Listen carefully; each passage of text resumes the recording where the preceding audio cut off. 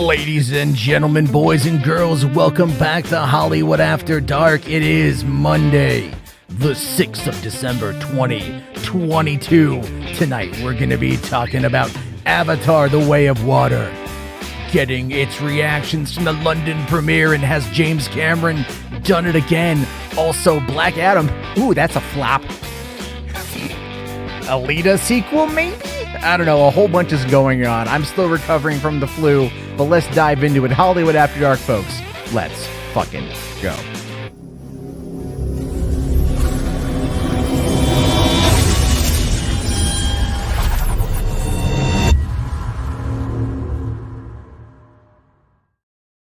Hey, what's going on, everybody? How you guys doing? Welcome to the party. Welcome to the show. I feel like I haven't talked to you guys in a really long time. It's been I feel like it's been Thursday was the last time I did a show. It's now Tuesday night. So in case you're wondering what happened, Friday night, I actually worked. I went out doing my delivery driving as I do. We were getting ready to get hit with this on again, off again, really inconsistent snowstorm. So I thought to myself, okay, cool. I'll go out. It's raining for right now. I'll make some of that money. And then I decided to go and check out Violent Night, which my review is up over there on Podio Commentary, youtube.com/Podio Commentary. Loved Violent Night. It is Santa Claus meets Die Hard. Amazing movie. Such a fun little film. I highly recommend you guys check it out. Almost made Mac its entire production budget in literally the first weekend. $20 million movie, $13.3 million at the box office. It was good stuff, great stuff. Go check it out. And then, of course, as I was leaving the theater, it started to snow during the movie, so that was a whole thing. Took me like an hour to get home, so I couldn't stream. Saturday was my kid's birthday. She's now 5. We decided to go out to the zoo. After doing the family thing, we went up to the zoo, saw the zoo lights. And then I don't know what happened. About 4 o'clock in the morning, all of a sudden, I start feeling like death. And for the last couple days, I've just relatively been bedridden and sleeping. So, and then even tonight, my 5-year-old got sick, vomited all over me and the couch. Good stuff on that one. As we were watching Big Daddy and hanging out as a family.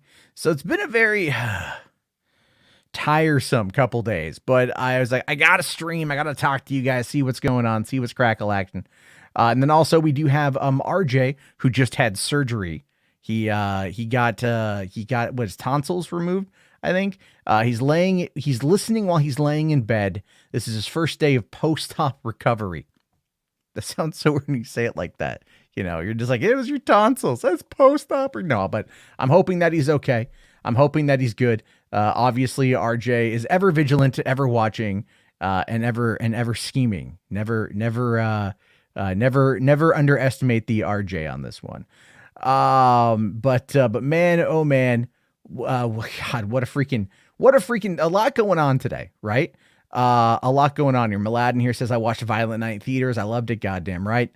But joining me tonight as we're moving in, just in case I called in some backup, I called in some reinforcement, and just in case I start to lose steam because I'm still recovering.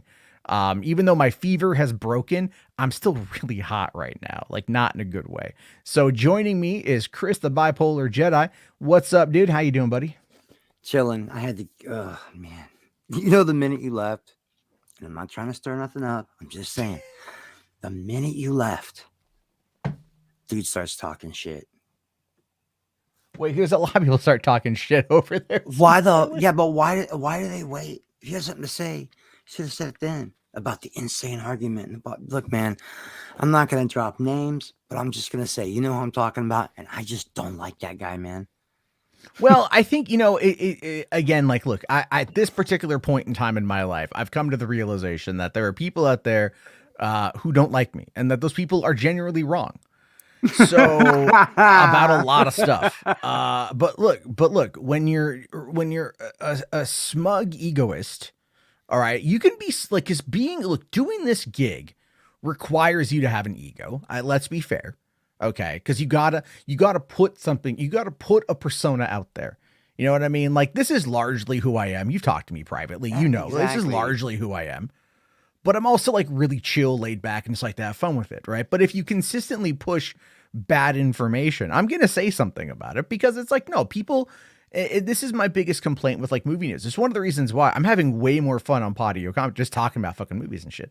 Yeah. Right. So it's like, I gave myself a challenge. I'm like, I'm going to review at least one movie a day for the month of December. And then I get fucking sick, you know, where it's like, it just hurts to move. Like opening a bottle of water was a painful experience for the last couple of days. Like that's Yeah. how bad Yeah. it was. I barely We've all eaten had in, yeah, some like I've shit go barely down. eaten in days. I went this morning. I was like, woke up, I was like, oh, I'm so hungry. I'm like, I'm gonna go to McDonald's. I don't know why. I have like the app, so it was like buy one, you know, fucking $4 breakfast sandwich, get one for free. I'm like, okay. So I go down there, get a couple bacon, egg, and cheese biscuits, my favorite of all breakfast sandwiches. And then I go home and I eat them, and I'm just, my body's like, what is this shit? You know? Like, feed me something Yeah, better. it'll mess. I spent the night in jail. I got arrested a few days ago. Well, I didn't get. I got detained. Okay, yeah, that's okay. If you're looking to one up me, then fucking No, felon but Chris. RJ got his. I am an ex-felon. I am an ex-convict. Everyone knows that. But like, it's just what I mean is like everybody's kind of going through some shit. You've been sick as fuck. I just got over being sick. Then I go to jail. That's a whole nother okay, but story. I just got, yeah, like, what'd you do? What, like, can you talk about it, like, legally Yeah, speaking? I talked about it on my stream last night. Listen, Oh, okay. My brother's son, Christopher, my nephew, he got a settlement from a bad accident. He went out and bought a wide body V8 race trim, brand new Charger right off the lot. I mean, it had like 16 miles on it when he bought it. Okay. And he got it in cherry maroon, which is one of the absolute hardest colors to get any Dodge in. It's cherry maroon. It's a very special Daytona color. He waited for this car. My brother was drinking, didn't want to drive the car home. I said, fine, I'll take the car to my house because we were leaving my parents. I'd stayed for a couple of days.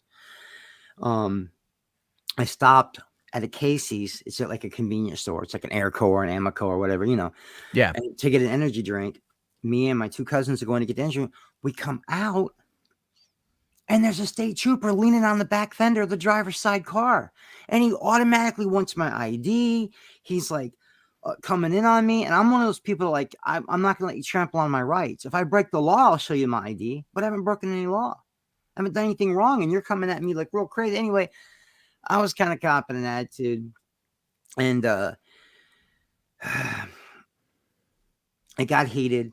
It was all about the window tint. I said, it's not even my car. Then he's like, well, now I definitely got to run it. I need to search your car. Don't make me call the K9 unit. I'm like, dude, I'm buying a fucking energy drink, man. I'm not Pablo Escobar. And you're a state trooper. What are you doing off the highway anyway? This deep into Missouri. What are you doing a half an hour from any highway?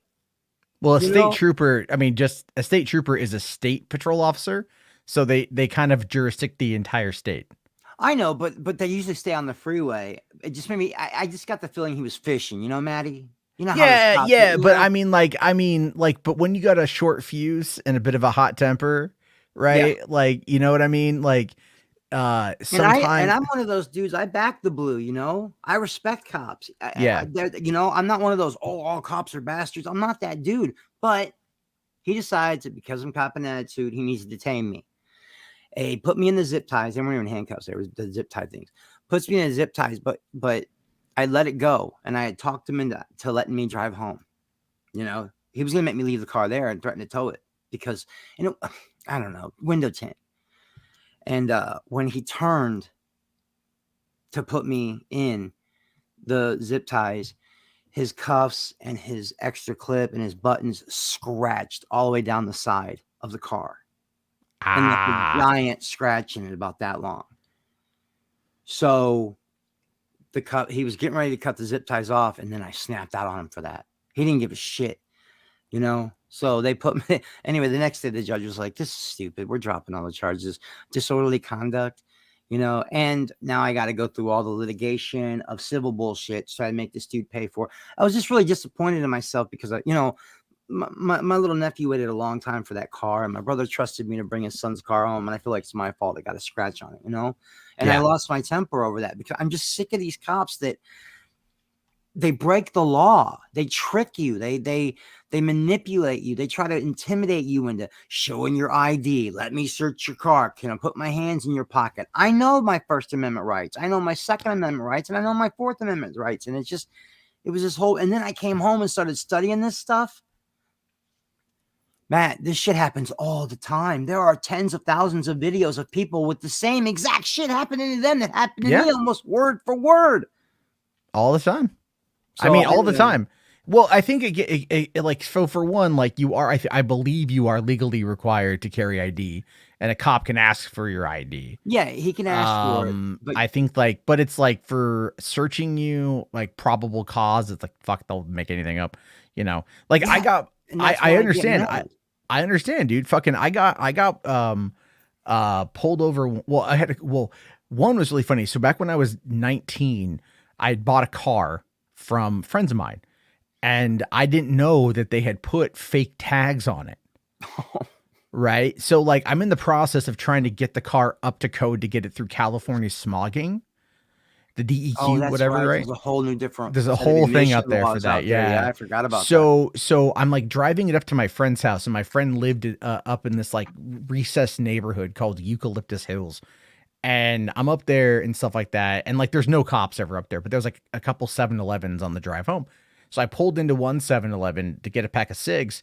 And as I'm pulling in, there was a cop there, and I just went, whoop. I didn't even like play it straight. I just literally flipped a bitch and left, and then went down 2 blocks to the next 7-Eleven. That's literally how close the 7-Elevens are. I'm not even making that up. No, I believe it. I believe it. And I pull in there, and I go in to get cigarettes, and I walk on out, and the cop is right behind my car, and I'm like, well, guess I'm going to jail. And, you know, and the cop like ran the plates and found that there was no registration, and then found that there was no insurance, and that they had false tags. And I'm just like, I just bought the car. Right. But here's the worst he can do to you, Matty. You got to park the car, and here's your citations. No, they towed my car. They towed my car. Okay, but they can't put you in jail. They didn't put me in jail. I didn't know if she could or couldn't put me in jail for that. But what happened is they towed my car, but the tow truck driver was cool enough to actually drop me off near home. So I was all right, cool. And then, but here's the thing. So I went and I paid like I think it was like 180 to get the car to impound. And then I paid for the registration like the next day. So I got all the stuff legally taken care of, but I had a court date, and I go in, I look at it, she had written the court date for like a weekend, which I thought was really weird. So I went in to go and like get that taken care of before. And then all of a sudden, like I find out that because she'd written the court date for the weekend, they kicked it back to her to reissue the date for a weekday. And she just never reissued the ticket. And I think what it was is I think she did that on purpose, because like she was good friends with the lady who worked at the 7-Eleven, woman named Sandy, who I was really good friends with. And I think that lady explained what was going on. You know what I mean? But they're road pirates, man. They are. No, dude, they don't pay attention, and you have to pay out a fucking fine. Because I was driving home when they escalate things on purpose. They'll take a normal traffic stop and they will escalate things on purpose to either cost you more money or put your ass in jail, because they've got a ticket quota to meet, a money quota to meet, and an arrest quota to meet. And I used to think, you know, this shit's overhyped, this racial profiling stuff. I get it. I know there's bad cops out there, but this shit seemed overhyped. No, man, I've been studying for the past 3 days. It's not overhyped. It's not overhyped at all. No, there's a lot of it. There's a lot of it out there. And I know, like, you know, people will say all cops are bastards, things like that. Law enforcement. Look, dude, when I took AOJ, Administration of Justice courses, one of the very first things my teacher told us, he's like, look, law enforcement should not handle traffic offenses. That's not their fucking job. But they do. And that ends up being a big problem, because it's just kind of like, you know, the money that they get is like out of the fines and shit. Like they do that on purpose. They do that on purpose. Yeah. And like, it just like, I was leaving a friend's house in San Diego one time, like at 4 a.m, and I'm driving home. I took the wrong turn. I'm in downtown San Diego, and I'm coming up on a stoplight. There's a cop getting ready to turn left. I pull up, I stop. The cop's light turns green. He doesn't go. My light turns green. I go. He pulls me over for running a red light. And I'm like, dude, I didn't run the red light. The light was green. And he's all like, you've been drinking tonight? And I'm like, I had a beer like at 8 p.m. That's another one. Oh my God. Did you see the stuff where the 19-year-old kid, the college football player, he blew all zeros. He passed every test. Then they tried to accuse him of being on weed. So he got mad and said, fine, I'll go down to the police station. I'll take the 4-hour drug test and all this and stuff. And he didn't even get an apology. And this dude could have ruined his life. Yeah, no, it's fucked up. It's really fucked up. I think a lot of the problem though is like this is why when they say, and I know we're way the fuck off topic. Yeah, we are, but I know when they say things like defund the police, a lot of times what that means, at least from like a lefty progressive perspective, is not like you're not going to get rid of law enforcement because law enforcement is a necessity, but really what it is like, you know, having like community engagement, de-escalation tactics, having resource officers be able to kind of handle some of these situations. And really, if you want my honest opinion, it would be like general traffic violations. Just fuck off. Who gives a fuck? You know what I mean? Like, because, you know, they always go, oh, the fucking speed limit is this. I'm like, look, most of the time cops only get you on the speed limit shit if you're erratically driving. Erratically, man. If you are just like in California, going from San Diego to LA, do you know what the usual flow of traffic is? 80, 90? Yeah, 90. Yeah. On average. Because they're on that, what, the PC... The PCH, the Pacific, yeah. Well, I mean, that's a little bit different because that's kind of a windy highway, but you can get pretty good on there. What I'm talking is just when you hit the open road from like San Diego to Anaheim, it's just like straight shot. You know, even in San Diego, like everyone just has a lead foot. You just learn to drive fast. But if like in the drive to work in the morning, everyone's doing 80. It's the people who are erratic who get pulled over. But with that whole running a red light thing, I fought it. I lost. It cost me $440. Yeah, and that's a lot of money for minimum wage. That's a lot of money. Like it wiped out an entire paycheck. You know, yeah, exactly. We're minimum wage kids, bro. We grew up in the minimum wage generation. $400 to us is a lot of fucking money, man.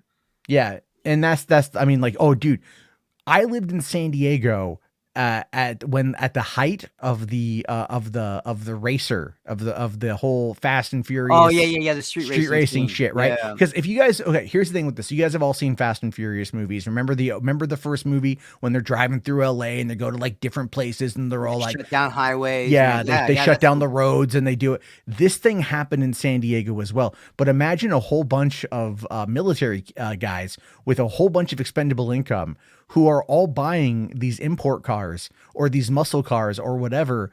And then you've got about 750 cars, 750 snaking their way through like La Jolla and Kearny Mesa and Claremont Mesa and things like that in San Diego County, trying to find just to get to the spots where you can do a solid race a quarter mile at a time, and then trying to get everybody in, everybody parked, everybody ready, and then have the races before the cops show up. It is impossible, but it happened every weekend. And here's the thing. We did it all the time. We'd go, it just ended up becoming a game of like peekaboo with the cops. You know what I mean? Like the cops to show up, everybody's like, run, run, run, run. Your heart's all racing. You're all right. You fucking bail out and whatever. And then it's like, all right, you scatter and then you all just kind of recoalesce and then head off to the next location. I think that honestly, I think that's why people do it that style, Maddie, back then, because it's you guys are close to the desert. You could find some roads where there were no cops that were ever going to show. That they live for that. The bunch of fucking adrenaline junkies, man. They want to get chased by the cops. They want, you know what I mean? They want that risk. They want that tension. Well, what was so funny is one time my friends and I were hanging out on a Saturday night at a race spot, but like there had been no races, right? That had come around there. So we're just dicking around. My friend is in a 78 Mustang Cobra 2. My other friend is in a 2000 Hyundai Accent. Dude, there's no Mustang race Cobra there, right?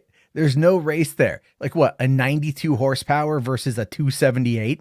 Like fuck off. It's not going to happen. Yeah, that's not going to happen. Anyway, they were dicking around. They were dicking around. And they jokingly raced. It wasn't even a real race. It was just like they jokingly did it. Cop was right there waiting, nailed both of them. Right. And now it's after people dying and stuff and a lot of accident. Now it's like any kind of illegal mods on your car. They just impound your car. They just take it. It's crazy. But both of their cars were impounded for 30 days. Both, like my friend in the Mustang, that his job was a pizza delivery guy. He's screwed. You know, so he was screwed. And it was like 30-day impound at the lot fees. Yeah, it was like it was a lot of money. And then they both had to go to court. And my one friend in the Accent just kind of like took the deal you know, but then my other friend wanted to fight it. He lost hard. Ended up costing him like, I think like $6,000 when it was all said and done, you know, and it was just like they were fucking around, but they didn't, the cop, like they were just trying to make it this big deal. My friend was even barred from like being on certain roads at certain times of night for like 2 years, you know. And one of those nights we were actually out. We actually went to the we were out just kind of joyriding and whatever. And we got stuck on one of those roads because we were trying to like cut through to another freeway real quick. So we come up over this hill and we just see nothing but a sea of cop cars, right? Wait, what do you mean you Nothing got but a sea of stuck? cop cars. Huh? What? What do you mean you got stuck? Like your wheels were spinning? No, Or like you got we were stuck like you're trapped. no, we were trying. Well, we got kind of trapped where we were, but we were trying to just like we were stuck in a different part of town. But I mean, but like we could go back all the way around to another, or just Yeah, like or wait it because out. Yeah. he was prohibited to be on this one specific road that was the link between these two parts of town, right? So it's like we could go all the way back, or we could just cut through and like, you know, hold your breath and like whatever. I hope they don't Well, mess so with you. yeah. So because we were in, I think at that point we were in like an 80, what, like in 1980 280Z, right? Like that's the car we were in, is my friend's car. And so we were coming, you know, this is like Christmas time. Anyway, San Diego police at that time had decided to do what they called Dragnet. It was this massive operation that they had worked on with like the Marines, because there's a military base right there. And they wanted to bust a whole bunch of racers at once. And so they literally like set this drag trap where they waited for everyone to show up on this road. And again, there's only the one way in, one way out, right? And then they just locked it down and they just caught like 200 cars all at once. That's crazy. And that's we tons had of money for them. That's tons of revenue. money for them, yeah. And so we came over the hill right after the trap was sprung. And so like we come up over the hill and shit, and like this cop flags us down, and my friend's like, oh fuck, oh fuck, oh fuck, oh fuck, oh fuck, oh fuck, oh fuck, oh fuck, you know, like, because he's on probation, he can't legally be on this road. And the cop's like, what are you guys up to? Because we're, you know, 20-year-old guys in this, you know, Z car, right? That kind of looks like it could be part of this. Because let's be fair, my friend who owned it, that's exactly what he wanted to do with that car. But whatever. Yeah. And so the only thing is, I just go like, we were at the strip club because this is by a military base. So there is like a whole bunch of strip clubs. And they're like, he's like, which one? And I was like, expose. Freaking, you buy two, get one fucking Friday night blue light special, dog. And he's all like, all right, get out of here. You know? Nice. he just points. He's like, there's a freeway entrance. Get the fuck on it. Like, all right, we just zipped the fuck out of there, dude. And then after that, the scene was largely dead in San Diego. They tried to legalize it for a while. They tried to really legalize. Yeah, tracks. Yeah, Yeah, They still do that here, but yeah, it's but all they muscle cars. You know, it just never went anywhere because it wasn't fun. You know what I mean? Like it just wasn't fun. You know, No. like there were nights we ended up getting like trapped behind a building because we had parked behind a building to like hide away from the cops. When the cops showed up, we just ran and hid, but the cops decided to hang out there for the next 2 hours. Oh man. Because they were like wanting to make sure that no one came back or whatever. And so, but I think what they saw was like they had seen our cars because our windows were down and there were drinks on top. And so one of them had parked like in the lot next to where we were at and was literally facing our cars. But like we'd all hidden behind the building, and I'm out there like in black shirt, black shorts, right? One of my friends was dressed in full camo. just ghillie suited up. I mean, he wasn't a ghillie suit, but he had like the boots. Like he was dressed like he was gonna go out for PT and shit, right? And we're like, okay, are we gonna go on patrol? I don't fucking know. And we're like, all right, dude, what are you doing? He's all like, are you guys?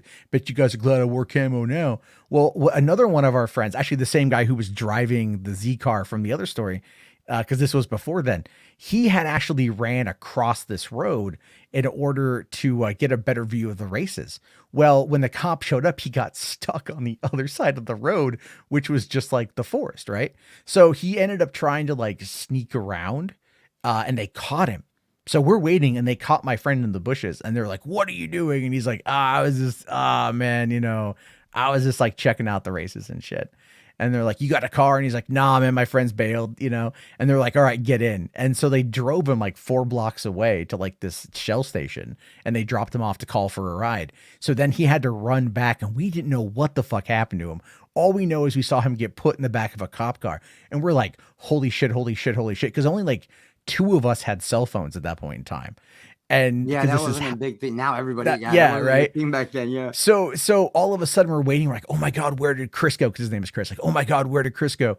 And then we hear this like rustling behind us. Well, where the cops had left at this point, the cop watching the back, where we were was behind this one office building, and there was this this like the hillside to get to the building next to it or behind it was like all full of ice plant, right?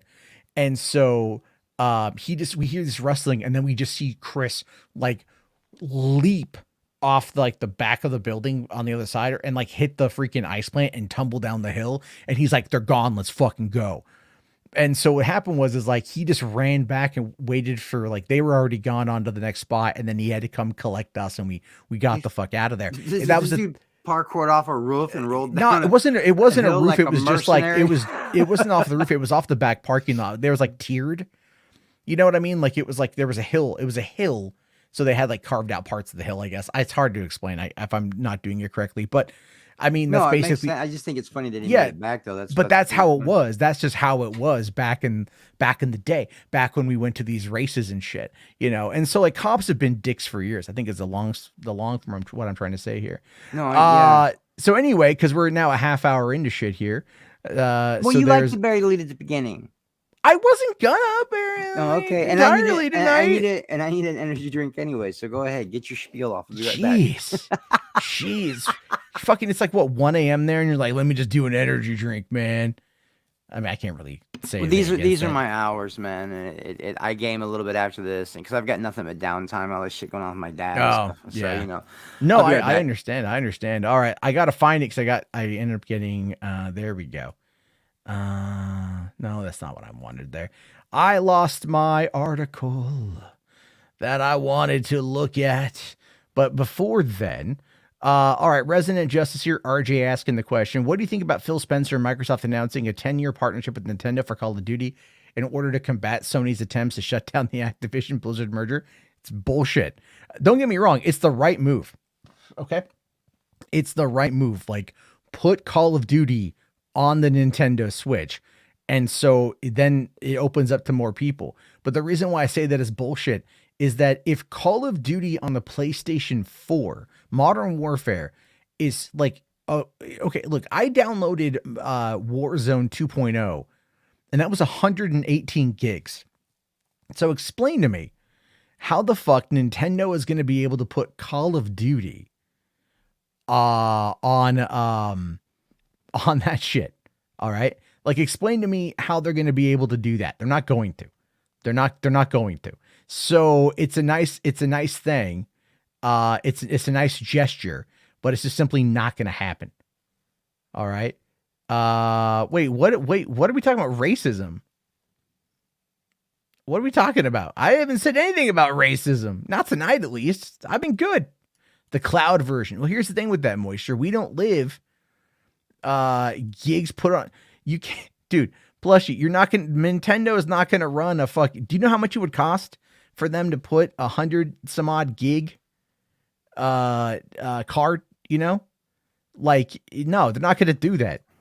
It will be a gimped version of the game. So then what the fuck's the point of playing a gimped version of Call of Duty? I remember Call of Duty when it came on the fucking PSP. All right. Shit looked bad. All right. There's no point of doing it. It felt janky.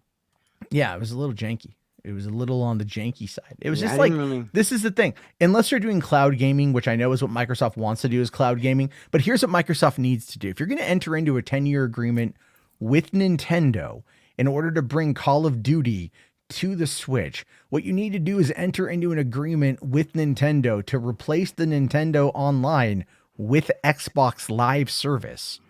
And just have that be the function, because Nintendo's Online has and probably will always be functionally terrible, because for some reason Nintendo has, I don't know, never been able to actually like figure it out in a way that makes sense. It's always been kind of pants on head dumb, remedial with the hard R, as Chris likes to say. Remedial with the hard R, and the whole just numbers instead of a gamer tag. You got to use these crazy numbers on your Switch, like it's almost like a social security number. And now this 10-year deal you're talking about, so that they can get Call of Duty over on the Switch. Does that allow Xbox to have access to things probably like Mario? not. Probably not. See, no. Nintendo's so fucking greedy, bro.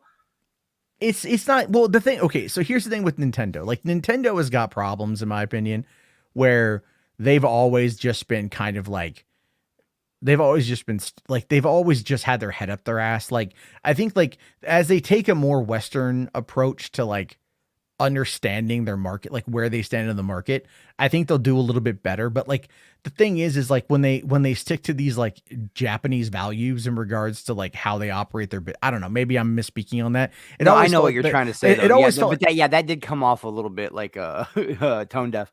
A little too, yeah, sure. How dare, but I mean, Japanese people stick to their culture? No, well, you know what I mean, right? If gaming is a worldwide market, you have to look to see like where the industry is. If the industry is doing all this and Nintendo's like, nah, we don't want to do that. La la la la la la. If you want us to respect your business culture, stupid. You need to respect ours. You got to share a little bit. I didn't mean to say they're greedy, even though all corporations are greedy, but they're definitely very, very guarded. They're very selfish with their things, man. Remember when they did the whole, if you even upload any kind of Nintendo gameplay, they struck your channel? Remember that? God. Yeah. Are they still doing that whole thing? No, I think they got over that because they wanted the advertisement, but still, that was just bad. Yeah. Cause you had to sign up for like to do an MCN through Nintendo, and it was a weird thing. Not realizing they're turning down hundreds of millions a year in free advertising. Well, I mean, like, the free advertising, again, only goes so far. To them, they look at it as being like, if the videos do well, then it's free advertising. But if not, then not. It's weird. We need to send Tom Cruise back over there and make him get their shit straight again. That's what we need to do. Put Tom Cruise in a samurai suit and send him to Nintendo headquarters. Wow. Talk about tone deaf. Yeah. Send in the white savior trope, huh? Okay, it was, but it's also based on a true story. So, that really happened. So I'm going to go ahead and be like, the true story about how Tom Cruise saved and united a nation. But if you watched him, you're being so hyperbolic right now. You're trying to bait me, and I'm not biting. You know that was based on a true story, and you know that the actual heart of that story was that he fell in love with the culture and wanted to help protect it. Not say that and be like this. They never would have won that fight without Tom Cruise. Oh, by the way, they didn't win the fight anyway. They all friggin' died. Okay, well, here's your movie about that, okay? Because I have the chat GPT, whatever it is, open right now. So I just typed in, can you tell me a story about Tom Cruise saving the world? And this is literally what it just came up with. I have yet to actually read this. It says, Tom Cruise was just your average movie star, living the high life in Hollywood. He had it all: fame, fortune, and a string of blockbuster films under his belt. But little did he know his life was about to take a dramatic turn. It all started on a sunny afternoon in Los Angeles when Tom was out for a walk. He was enjoying the warm weather and bustling crowds when he heard a voice calling out to him. It was the President of the United States, and he needed Tom's help. The president explained that there was a crisis brewing and that only Tom had the skills and the courage to save the world. A madman with a nuclear weapon was threatening to destroy the planet, and the only way to stop him was to send a secret agent to infiltrate his base and disarm the bomb. Tom was skeptical at first, but he knew he couldn't turn his back on the world when it needed him most, so he accepted the mission and set off on a dangerous journey to the madman's lair. Along the way, Tom faced countless challenges and obstacles. He had to outsmart guards, evade security cameras, and hack into computer systems to get closer to the bomb. But no matter how tough it got, Tom never gave up. Finally, after days of grueling work, Tom reached the bomb. He quickly disarmed it, and then he made his escape. The madman was arrested, and the world was saved. Tom returned to Hollywood a hero, and he was hailed as the savior of the world.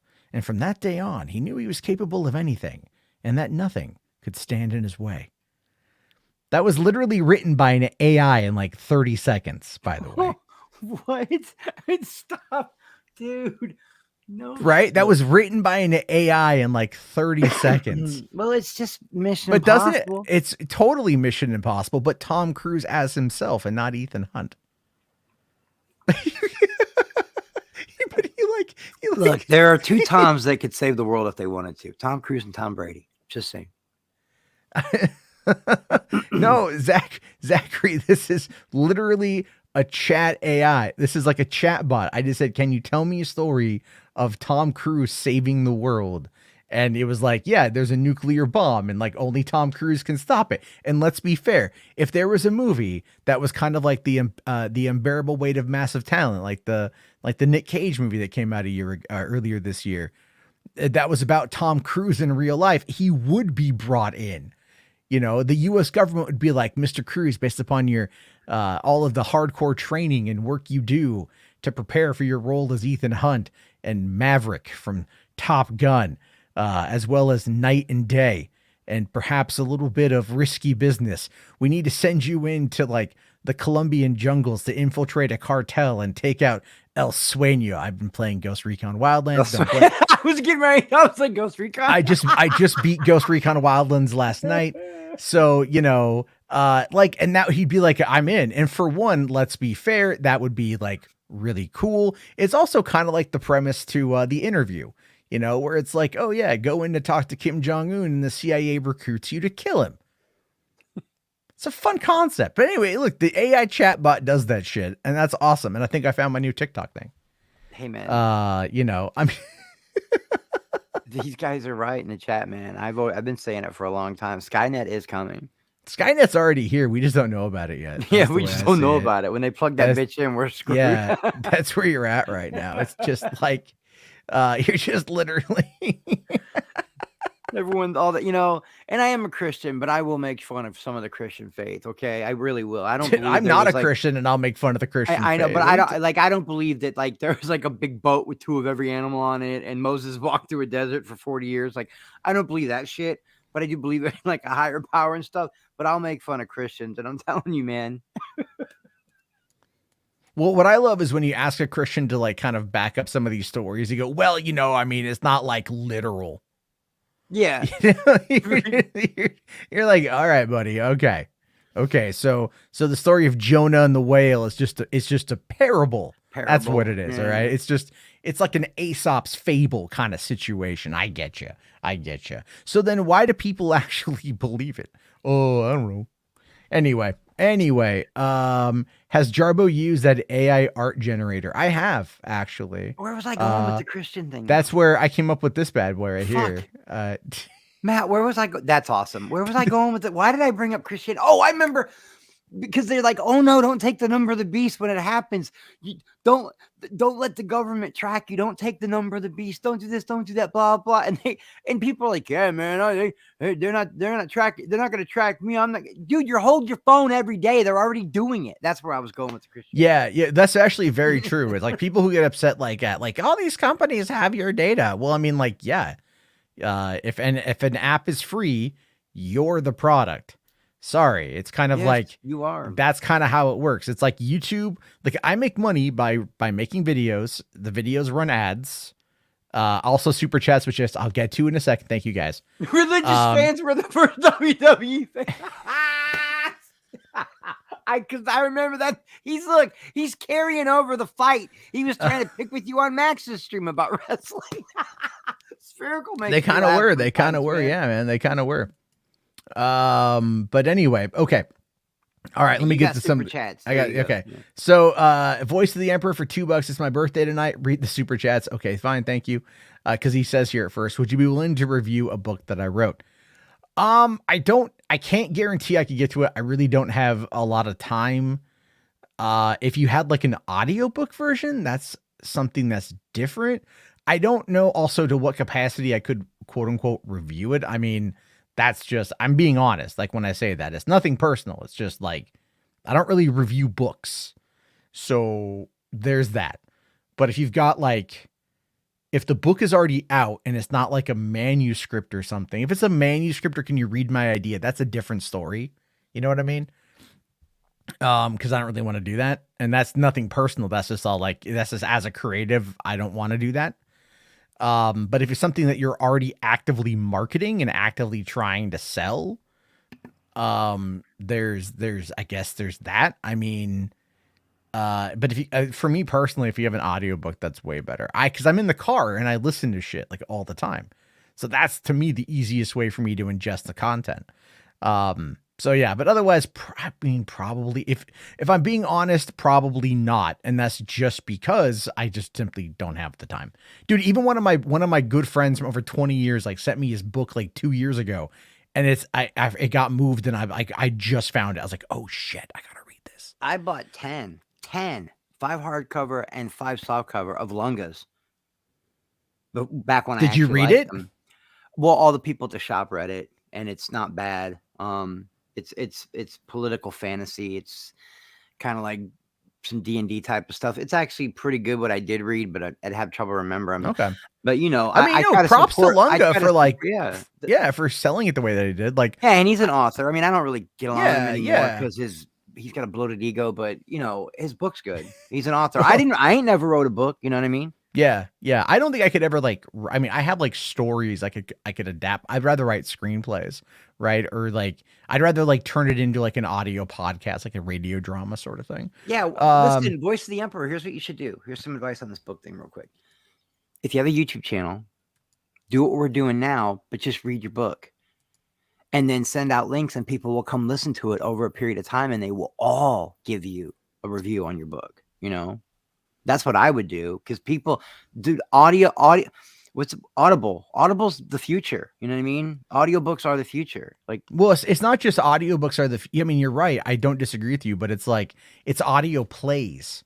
You know, I'm seeing these ads now for like a James Patterson book that they turned into an audio play that's got, you know, Aaron Paul and Kristen Ritter and somebody else. There's like Kristen Ritter has done a whole bunch, like even they've done like a Sandman one for like Neil Gaiman, and like Kat Dennings is in it.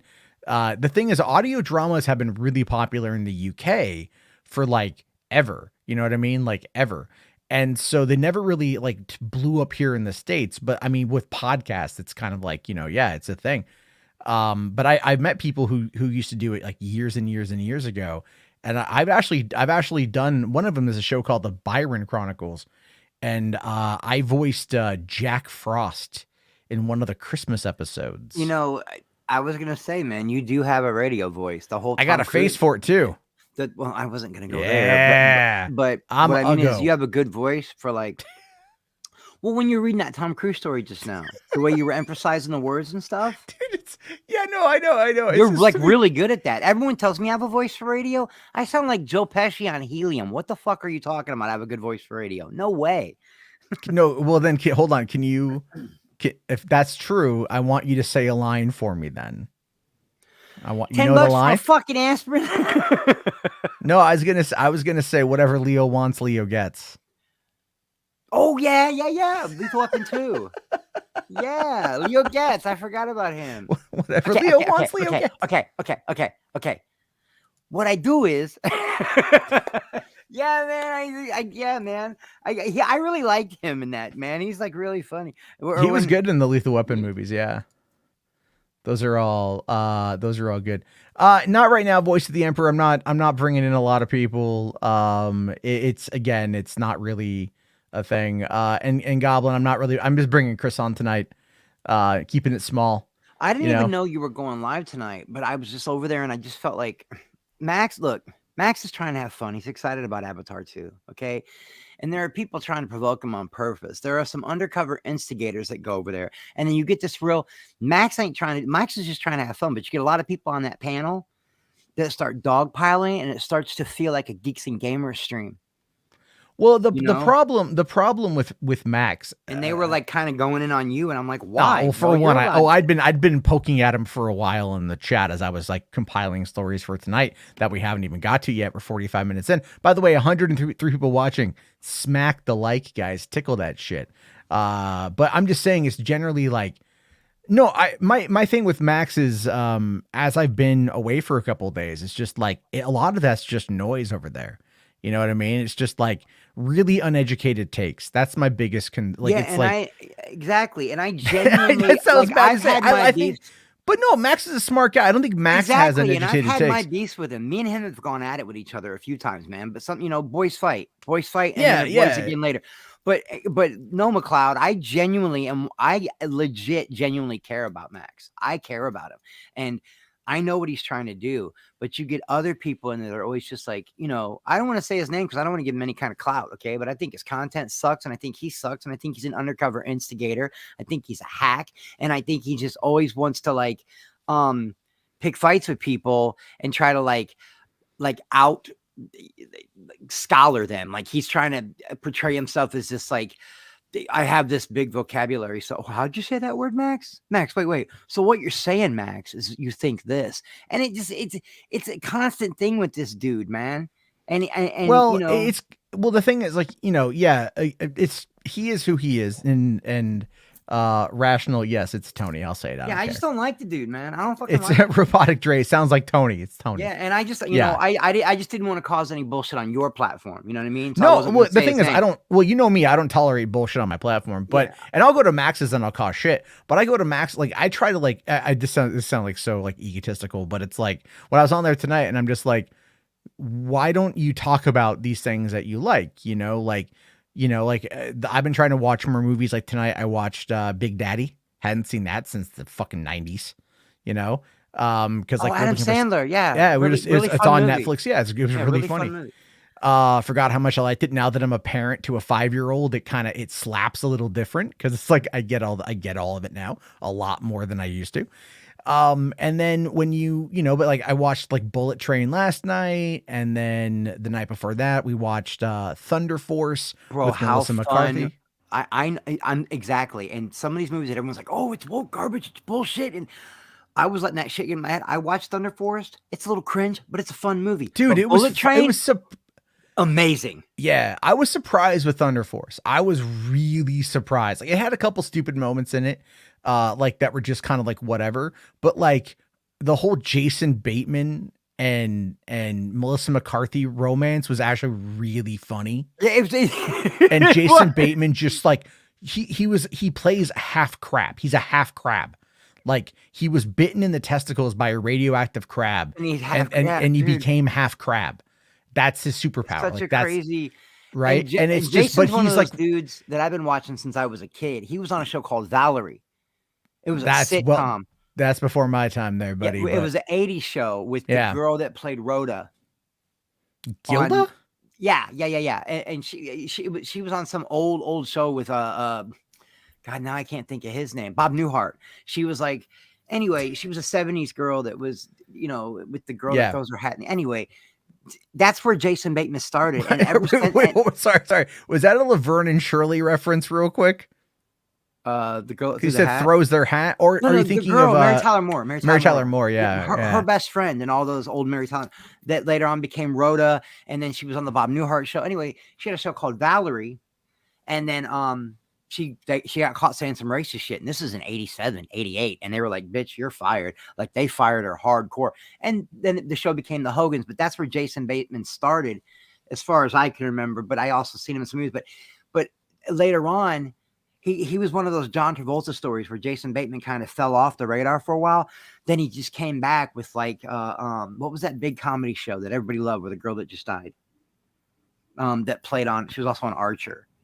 Arrested Development. Yeah, Jessica Walter. Yeah, and now Ozark and all. Anyway, I'm derailing the stream again. Anyway, what I want to say, Jason Bateman kills it in everything he's in. He's really good, even when he's a half crab.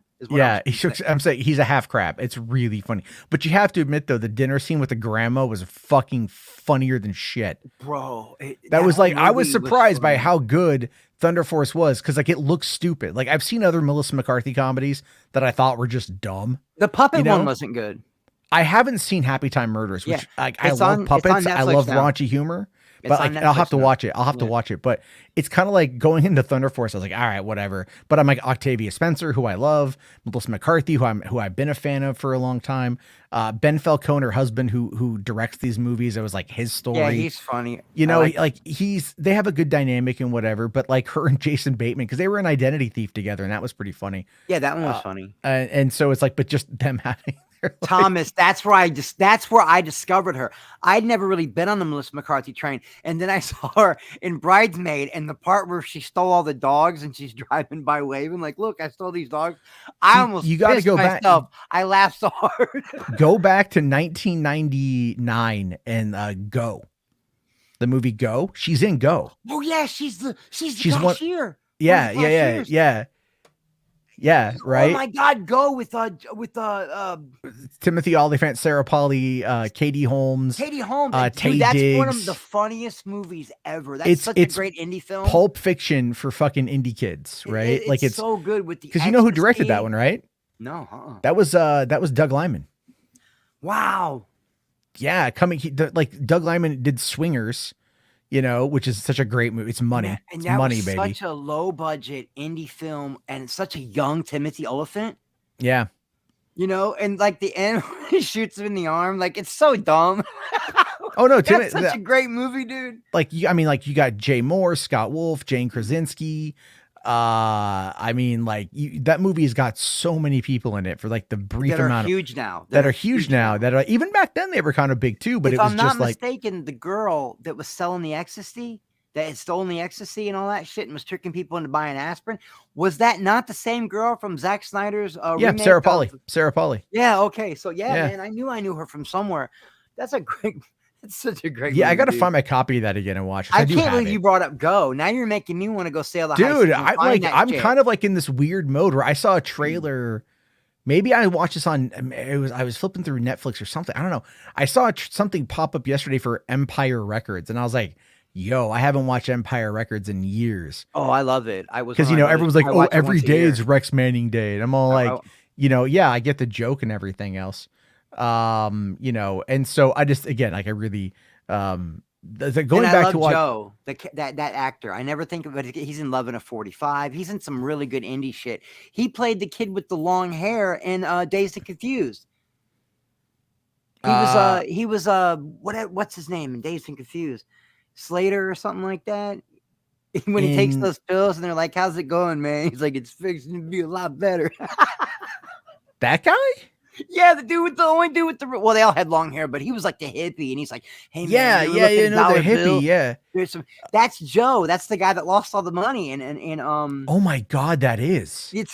I love that dude. He's in so many. Whoa, he's in so many movies. Fucking, I never realized that, man. Like, I mean, if you go and you look at, for one, like, if you guys here have never, ever, ever, ever, and there's a lot of younger people that watch this, I should say younger than you and I. Never, ever, ever seen Dazed and Confused. You're missing out on literally one of the best films ever. It is that 70s show before that 70s It show. is. It really is. I mean, not only do you have like just like Mila Jovovich is in it, Matthew McConaughey. That was Mila's first film.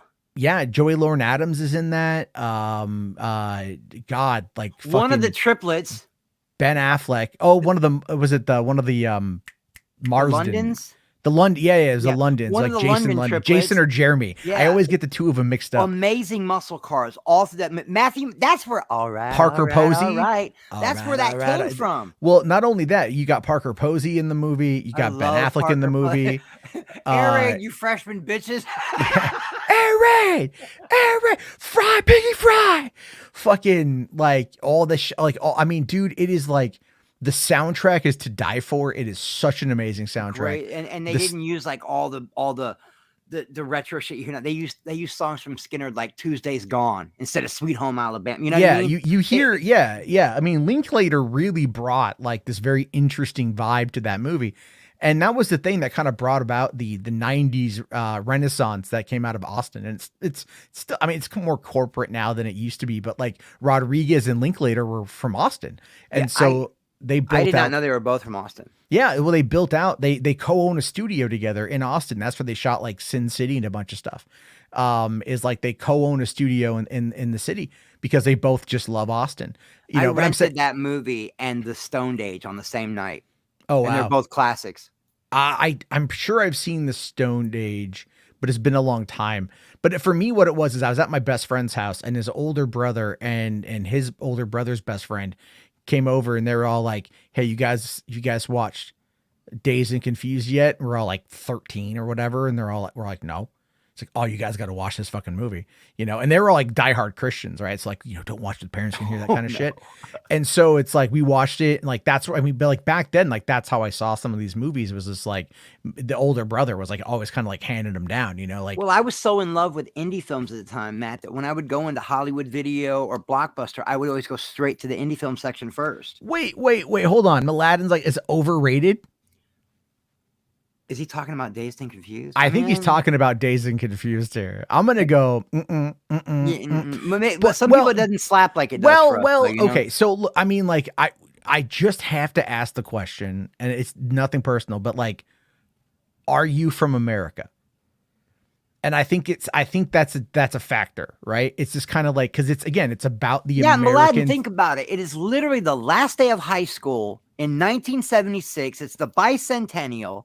You know what that's I mean? Right. It's just even when the dude's like messing with the teacher, it'll be illegal now. I'm old enough. Remember when he's done the teacher just pats him on the head and pushes him out? It's I don't know why. And I was one of those people that I didn't like that hippie movement, Matt. I didn't like it when all the hippie styles and the bell bottoms. He's not from the USA. Back. All right. So like I didn't like that. But Dazed and Confused made me go, man. Dazed and Confused is just, you know, my mom and pop loved it because they lived it. You know what I mean? Right. They lived that. Jimbo, old folks home is sending in flyers to y'all ASAP. Oh yeah, the fucking AARP, dude. I'm only like 10 years away from that. Not that friggin'. I mean, I'm 2 years away from an actual senior citizen, but it doesn't matter. I'm young at heart. Do I? Yeah. You guys just saw me on cam. Do I look 48? You can be honest. No, you don't look 48. But I'm just. I mean, look, to me, I guess what it was is like at the time. Right at the time, Dazed and Confused had come out. Like at that time, when you're looking at it, you're going like, okay, like this is, this is something that speaks to a generation. It spoke to like because my mom graduated in 1976, so like that would have been like her, you know, like that would have been right around the time she was in high school. Like, you know, it was the year. Well, she would have been exiting, you know, whatever.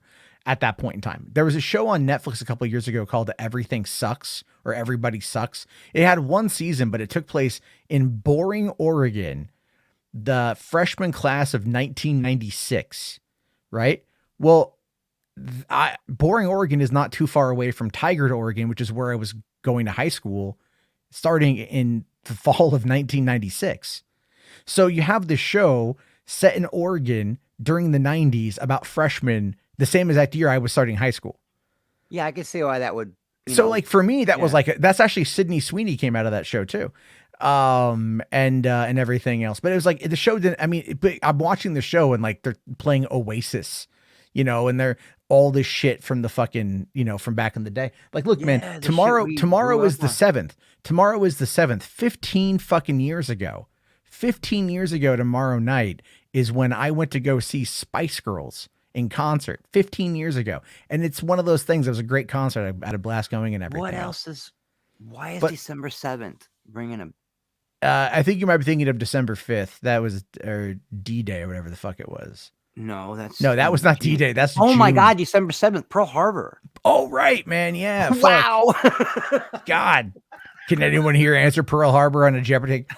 Wow, Pearl Harbor. I can't let you think of that. Like millennials, this is gonna be great. Millennials, or not Gen Zers or Zoomers, whatever, on Jeopardy in 10 years are just gonna be like, this national tragedy happened December 7th, 1941. You know, it's like, oh, what is Merle Harbor? Yeah, I won't know. I don't, and I do. I'm one of those like Whitney Houston sounding motherfuckers because I really do believe the youth is the future. You know what I mean? And I don't like to really bash on the millennials too hard or the Zoomers, but sometimes I have to because they're just so disconnected and entitled these days. You know what I mean? It's just so it's not a good look. Read the super chats before I get in trouble. Yeah, we're off topic. Okay. Reed here says Spirited music BTS video, Anthony Poe video. I don't know what the Anthony Poe video is. I saw you send me the Spirited thing. We'll get to that towards the end. Command Unit here just says America moment. Well, you know, hey man, America, fuck yeah. Coming again to save the motherfucking day, yeah. America, fuck yeah. They're on Bakalakadaka Street. Fuck, look. Oh my god. Durka Mahan. Dude, the Durka. No, we're gonna get Muhammad sidetracked Ali. again. We're gonna get in trouble. I love that. I love that goddamn movie. This is for, I think he says, Hitman 3 for the Switch is just an app that streams the game. Really? What? No, Is really? I mean, there's a cloud version. Let's see. Okay. Streaming Hitman on the Switch is a surprisingly competent way to play. Wow, especially if you have good internet. So crazy. I didn't know that. That's nuts, man. I have Hitman 3. I haven't played it yet. Actually, I've got the trilogy because it's on Xbox Games Pass. So I gotta play that. But Star Wars, the Lego Star Wars, the Skywalker Saga is now on Xbox Games Pass. That's what I heard. Here's the problem with the Lego games. Maybe you can help me. Every time I buy a Lego game, the joysticks are reversed. And I can never figure out how. I go in the settings. I've looked and I cannot make it to where I look with the right. You know what I mean by everything? It's like left hand. It's set up for lefties. Does anyone else know what I'm talking about, or just Southpaw? Yeah, exactly. And there's no way to switch it around. I'm used to walking with the left analog stick, looking with the right analog stick, and it's reversed. And I can never figure out how to change it. I don't know. I don't know, man. I don't know. Yeah, it happened on the indie one, and I was really mad, man. The Indiana Jones ones. There's got to be something in the settings about that. It's got to be. I should have Googled it. I don't know. I'm lazy. You're like, God damn it, I can't fix this thing. Right. Oh, whatever shall I do? Right. You know? And you're like, if only there was a 6-letter word for searching something. God, fucking one of the largest companies in the world has to do this. Yahoo! Jesus. Anyway, back on the Nintendo topic here. Command Unit for 5. Thanks, buddy. Says, for Japanese, it's not greed, but pride that drives their actions for better or worse. You're not wrong on that one, dude. You're not wrong. It definitely is pride. And, pride cometh before the fall.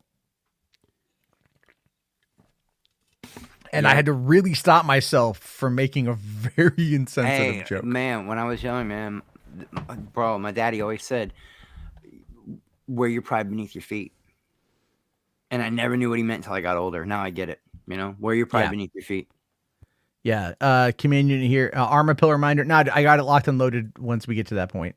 Thank you, though, man. Music Man here. So Black Adam sucking something about Avatar. Or the topics. I know.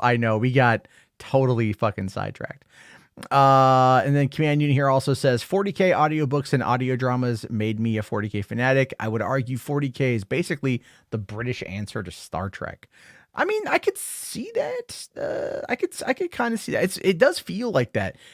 My biggest thing with the 40K stuff so far is just like some of those words are just really fucking hard to remember. Because like we've watched a bunch of it and everything, and it's cool, but I honestly forget like 99% of it just because I don't have any frame of reference going in. So even when we watched the stuff for your birthday a couple months ago, which was interesting, it was just also like I was trying to take it as like just face value because I didn't know anything else going on. Like Hell's Reach was cool. I thought the twist in that other story was interesting. It just took forever to fucking get there. But I get it. There's a lot of stuff. Maybe if I play more of the video games, because I think the Dark Tide stuff is, well, no, that's a new game that just came out. And there's, I think, other games that are on Xbox. I don't know. All right. Emperor here says Wednesday on Netflix was fire. Awesome Werewolf. Yeah, I love Wednesday. I'm really glad that the show is doing well. Have you seen Wednesday yet, Chris? Have you watched that show yet? No, because I was never an Addams. Matter of fact, the only movie I've ever walked out of in my life was The Addams Family. But I'm hearing really good. I didn't like The Addams Family. But I'm hearing like a lot of really good stuff about Wednesday. Yeah, it's like it's a TV show, so there's TV show format. But the thing with Wednesday though is that like it's so funny, right? Because Barry Sonnenfeld directed Addams Family and Addams Family Values, which are heavily lauded as being kind of Tim Burton light. right? Because it came out around the same time as like a couple years after Beetlejuice, but around the same time as Edward Scissorhands and like, things along those lines. So it had that really kind of like weird Tim Burton vibe. It was like, a poor man's Tim Burton. Yeah, Might I be the didn't. way to I just describe it. it didn't resonate with me when I was young. But And I was still but pretty young. you watch this version of it. Tim Burton directs the first 4 episodes, and you can't even tell that it's Tim Burton really. Like it was good. He did a really good job, but it wasn't as weird as Tim Burton like would normally make it. It felt kind of like, I don't want to say corporate Tim Burton, but it was definitely like he's playing it by the book, adding a little bit of flair here and there, but he was still competent in storytelling and the characters and everything else. But if you go and you watch A Series of Unfortunate Events, which is the Lemony Snicket's adaptation Netflix did 3 seasons of a couple of years ago, those ones were mostly produced, and a lot of them were directed by Barry Sonnenfeld, and it feels more like Tim Burton. So at this point, Barry Sonnenfeld has kind of become Tim Burton, and Tim Burton's kind of backed away from his own signature style. I think eventually, after you hit a certain age, or you've done the same thing so many times, it's just a natural progression of age to change the way you do things. My art changed as I grew older, and then started doing tattoos and stuff. It just changed, and I couldn't figure out why. The things I used to be interested in, like Americana and stuff like that, I wasn't interested in that anymore. And all the things that Tim Burton does that everybody praises so much, like Edward Scissorhands and Beetlejuice, those are the ones I don't like. And the ones I do like are like, what was the one with Johnny Depp where he's a vampire? I love that movie. Oh, Dark Shadows? Dark Shadows. I think it's really great. Everybody hated it. I thought it was great. I thought it was terrible. I might not have been in the right frame of mind to watch it when I did. That specific weekend, I watched The Dictator. I watched Battleship. I saw that one, whatever one we just named it, Dark, whatever. What one was it? Dark Horizon? Shadows. Dark Shadows. Thank you. And then I saw I think it was like Cabin in the Woods or something, right? Like around that same time, like in that weekend. Cabin in the Woods was really fun. That was great. I love that movie. I saw that at a discount theater, but I'd gone and seen like Sacha Baron Cohen's The Dictator, which was god awful. I fucking did not care for that movie. Ed Wood, I didn't like Aladdin, but I love Big Fish. I love Big Fish. Dude, Big Fish is legit amazing. It's so underrated. Amazing. It's underrated. It's really good. But anyway, yeah, I do like Netflix. I do like Wednesday quite a bit. You should give it a watch. Oh, real it's an quick, easy while binge. we're talking it's an easy about binge. Giving things a watch. Listen, guys, I know that this movie flopped and everybody shit on it, and there was a ton of controversy around it. Okay, and I know that like Olivia Wilde isn't looking that great right now because of what she did with Jason Sudeikis. But Matt, I was bored and I watched Amsterdam, and right after Amsterdam, I watched Don't Worry, Darling. And let me tell you something. It's a good movie. That's what I've heard. A really good movie. I mean, a little predictable towards the end, but the way it's shot, Donovan, you really didn't like it. I really enjoyed it. It's Stepford Wives meets The Matrix. I don't know how else to put it. It's really good, bro. It's really good. Okay, go back to Super Chats. Yeah, sorry. I mean, I've heard good things about it. Again, like I was all like, look, I wanted to like, what is it? I wanted to review like one movie a month or one movie a day for the month. I've been watching one movie a day, but it's just like the energy to like sit down and do it. And, I don't always want to be on camera. So I'm just kind of like, yeah. And, because I look like shit. I feel like shit. I want to see, and I don't know why, because it's a really good movie. I had fun with it. RJ here says watch Bullet Train. Yeah. Watch Bullet Train. It's just a good movie. Bullet Train was great. I mean, a couple of downer moments in it where it's like, okay, but otherwise it was really fantastic. It's already on there, Donovan. It's on HBO now. Yeah, it is. It is already on there. Yeah. And then, okay, we got, all right. So this is for 5. Thanks, buddy. It says, according to the info on the Hogan family, Valerie Harper left because of payment issues, not racism.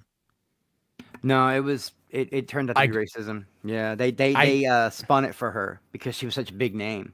I don't even fucking know, to be honest with you. I appreciate the super chat. Thank you, buddy. But it's like, that's before my time. And so, I mean, racism bad, don't do it. Yeah, exactly. And believe it or not, it had something to do with one of the actors or actresses that was on that show, Good Times. Or the spinoff of Good Times. Yeah, it was a big deal. This was back when like Nickelodeon was a brand new network and you could Double Dare and you can't do that on television. This has been a long time, man. But yeah, Nick, that Nick, Nick, Nick, Nick, Nick, Nick, Nick. they covered her, they spun Nickelodeon. it for her and said it was payment issues, but she was the star of the show. It wasn't payment issues. The show was called Dollery. Yeah, I get it. All right. Sorry, we're like way behind the schedule. I got stuff to catch up on. It's been 4 days, guys. Give me a second. What Thomas character is Jarbo? I sure as fuck ain't a Diesel. I'm a Thomas.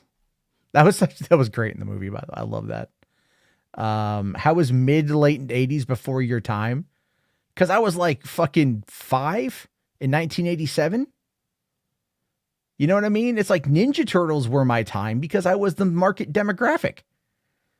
But if you're like, here's a family, you know, I mean, I watched like Who's the Boss and things like that as time went on, but I wouldn't necessarily argue that I was like, those could be also before my time to an extent just because of that. I was like 13 or 14 when all that stuff Yeah, was. like, you know, like I remember when Ninja Turtles premiered, I was fucking 5.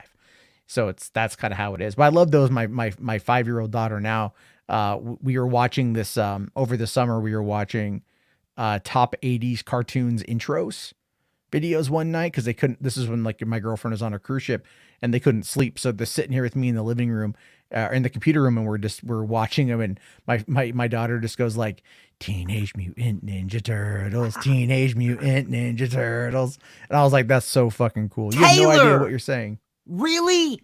I thought I was the only person who even knew about that show. Skate Master Tate. That's all right. I'm gonna shut, dude. Yeah, but yeah, Wait, definitely. I remember Skate TV. Skate TV was the shit, bro. Fandom Metasels here said, watch Treasure Planet, rewatched The Lion King 1.5 recently. Both are underrated as fuck. I have never seen The Lion King 1.5, but I've heard very good things about it. And then Treasure Planet is definitely underrated. Brings up Kirstie Alley passing away yesterday. That is true. It does suck that she died. A lot of people were shitting on her.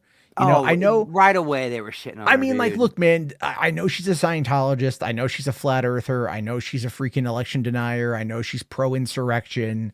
All right. I know all of these things about Kirstie Alley. One of the things I don't like, if you've got shitty ass opinions and whatever, like, I'm not going to sit there and champion your death. Okay. Like, seriously, it'd be like, and like in the eventuality, and I'm saying this is my own personal opinion, in the eventuality that Kanye offs himself, because I just think that's the natural pathway at this point. Yeah, he's lost. And I say it because he's just losing. He's lost his mind, and he's surrounded by sycophants who are just doing whatever they can to profit off of him. And eventually, they'll toss him aside, and he'll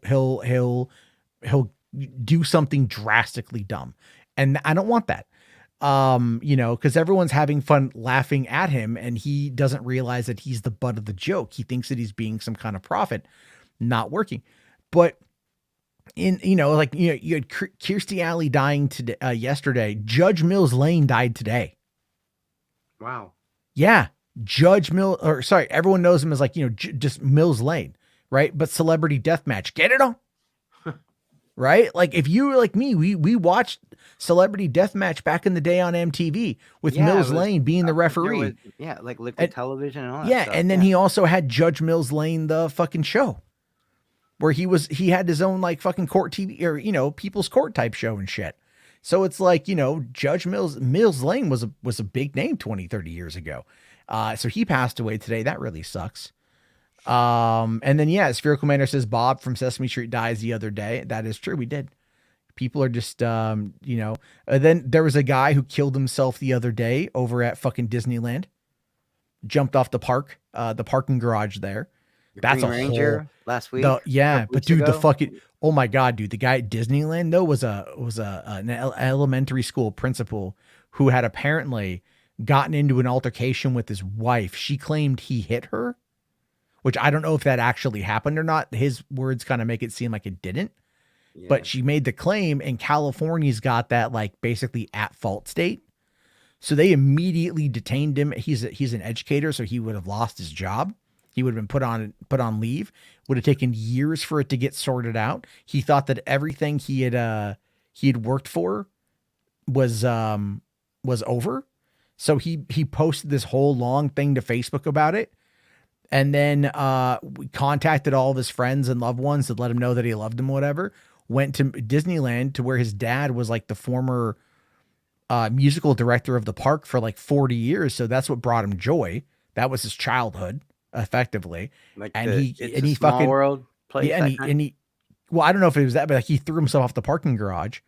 And unfortunately, like this guy and his 11-year-old kid were apparently walking back and like saw it happen. You know, That's and horrible. so there's people out there that are just like, oh, he's just a narcissist that did, and I'm just like, I don't know, man. Like, you know, like he even says in his goodbye letter that just the laws are so stacked against men and husbands and things like that, fathers and husbands. Well, I you forgot know? all about that at fault law. That's some crazy shit. It's dude. Like, I forgot about it. crazy. It's crazy. Yeah, no, yeah. Well, there's a group that I'm in on Facebook that dives into this shit super deep. And so they find a lot of that stuff. I watch a girl who dives into it. Her name's Roma. I haven't heard of her. You know who I don't like? Just because I'm going to bitch for a quick second. I don't like those fucking makeup and murder channels. I don't know why. Let's see, dude. I don't know why. I The don't true know. crime shit while we watch them put their makeup on. Yeah, it's like, so let me tell you guys about the time that there was this massacre at a donut shop in Skenosee, Ohio. You know, so this guy like walks in and he's just like chilling. And he's just like, hold on, I gotta get this gloss. Yeah, and they're literally dolling themselves up, sexualizing. What I mean, that could fuck with a person's head, man. For me, it's think weird. About a young person that could mess with their head because you got this sexy girl you're looking at, watching her put on makeup while she tells you a horror story.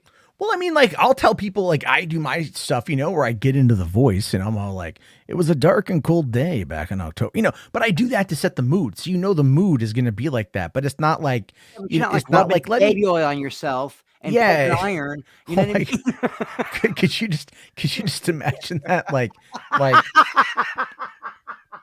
it's just like cooking and true crime, like, oh, we're just gonna bake up these breads and I'm just gonna tell you about the time this guy beheaded his entire family. We're gonna make steak tonight and I'm gonna tell you about this guy who ate people. yeah We're making shepherd's pie. Funny story.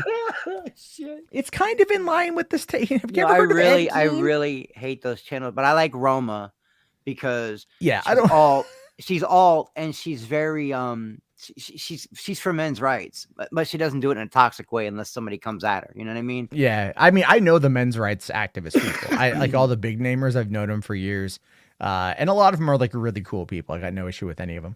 So there's all that. There are mukbang with murder stories on YouTube. Of course there are. Of course there are. So gross. I mean, like, dude, like there. You got to hustle for that paper. I get it. I fucking understand that shit. I completely get it. And I do appreciate all you guys. But man, like that's a hustle. That's a hard hustle to do. Yeah, don't because like well, here's the thing too, is like I do a bunch for TikTok and I'm just like, fuck, what's the fucking point of doing like a 3-minute story every day? Like I can't keep up with that. It's just not conducive to like a solid work-life balance and shit. You know what I mean? Because if I fall behind, then I want to beat myself up because I'm not living up to my own unrealistic expectations. So, with that in mind, an hour and 20 minutes into the show. Hold on here.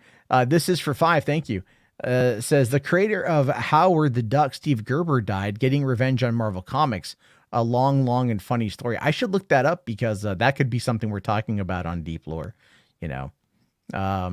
So something there to sorry, mukbang true porn. Oh my god, or true crime. True porn? What the fuck? Freudian. Freudian slip. There we go. Like, what's going on, everybody? My name is EDP45. I'm gonna be eating this.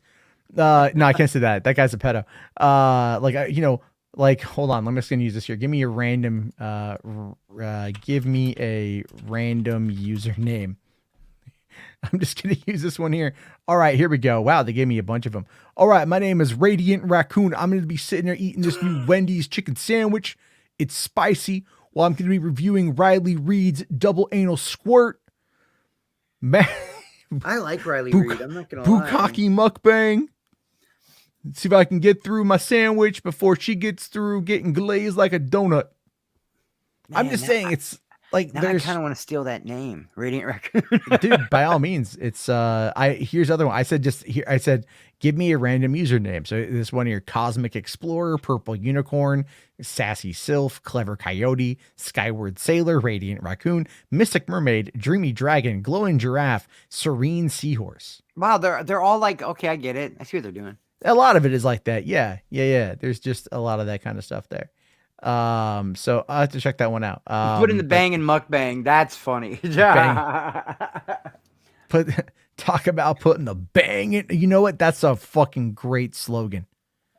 That's like, do you know? Okay, so listen, I'm not trying to go too off topic because we do need to get to the Avatar reactions, but like, I've been noticing. God, I can't even say this.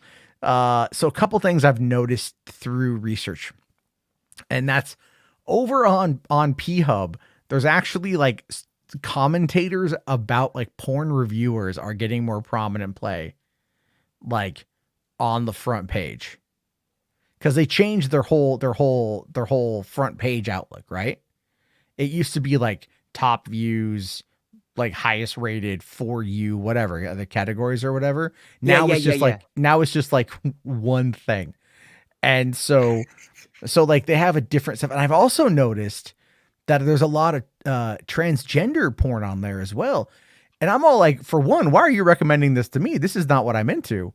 You know, I'm like, you can't, it's on the front page, which means like a lot of people are seeing it. So I'm just like, I think with this whole drag show shit, because we know at this point, you know, that if there is a certain proclivity, right, a certain kind of taboo fetish that is being talked about in the mainstream conservatives, that shit's gonna be fucking searched up like a motherfucker, right? Because here's the thing for all you traditional conservative individuals out there, y'all freaky motherfuckers, man. Y'all freaky motherfuckers into some shit, all right? And don't get all. I just want everybody to know that I am into some really weird shit. Okay, you know what? I have to do this. I have to do this. I have to do this. Have you ever seen the live searches that go on? The live searches? Yeah, I gotta show you this, man. Is it porn? Yeah, I gotta show you this. How are you gonna show me? If I'm gonna show you. I'm gonna show you. We're live, Maddie. I'm gonna show you. It's don't worry. Nothing about this is going to be is a thing. Okay. So yeah, this stream is now 100% demonetized. So anyway, also thank you for that, Todd. We're gonna get into that here in a second. So this is pornmd.com. This is what people are looking for right now, worldwide. Right. So let's take a look at the United States. Bocap, brat, sexy, lesbian, strap-on, dirty tucking wife, chubby MILF, double penetration, blonde MILF, extra. I mean, like these are kind of just like normal, right? First anal, Asian MILF, ebony cream pie, stepsis. That guy's a little crazy. But you look here, all right? And this is what's being looked for right now in the trans category in the United States. Asian ladyboy compilation, cuckold, coming while fucked. How is that trans? Monster cock anal, self facial compilation. Oh, wow. That's a thing. Cream pie eating Angela White DP. That's not trans. Prostate milking, big dick anal compilation, Asian cum shot compilation. You know, I'm just saying, like, these are live searches right now. And so if you were to look for these right now, this is probably stuff coming in from the Midwest, right? This is stuff probably coming in. Wait, why the Midwest? Oh, because have you ever seen like the rate of porn that like the searches on the Midwest? Oh, dude, that was a thing. I mean, I know. Oh my God, Bible Belt, but dude, the Bible Belt is into some nasty ass shit. Wow. It's into some nasty ass shit. I'm not even making that up, dude. I'm not even making that up. The Bible Belt is into some nasty ass shit. No, I believe they are, man. I was alive for all of it. Jimmy Swaggart, the other guy, all of them, man. Robert Tilton. I've seen them all. The Jessica Hahn shit with all of them, dude. Whatever the guy was that Tammy Faye, the baker, dude. Yeah, all of them, man. I was alive for all of it. I haven't. There's a lot, yeah. Every evangelist ever that got big, was corrupt and into freaky, nasty, weird shit. But sending you a link to that on Twitter is pornmd.com. There you go. Yeah. Tony here. For those who are new, we discuss weird things in Hollywood After. I really need like a warning. Oh, here we go.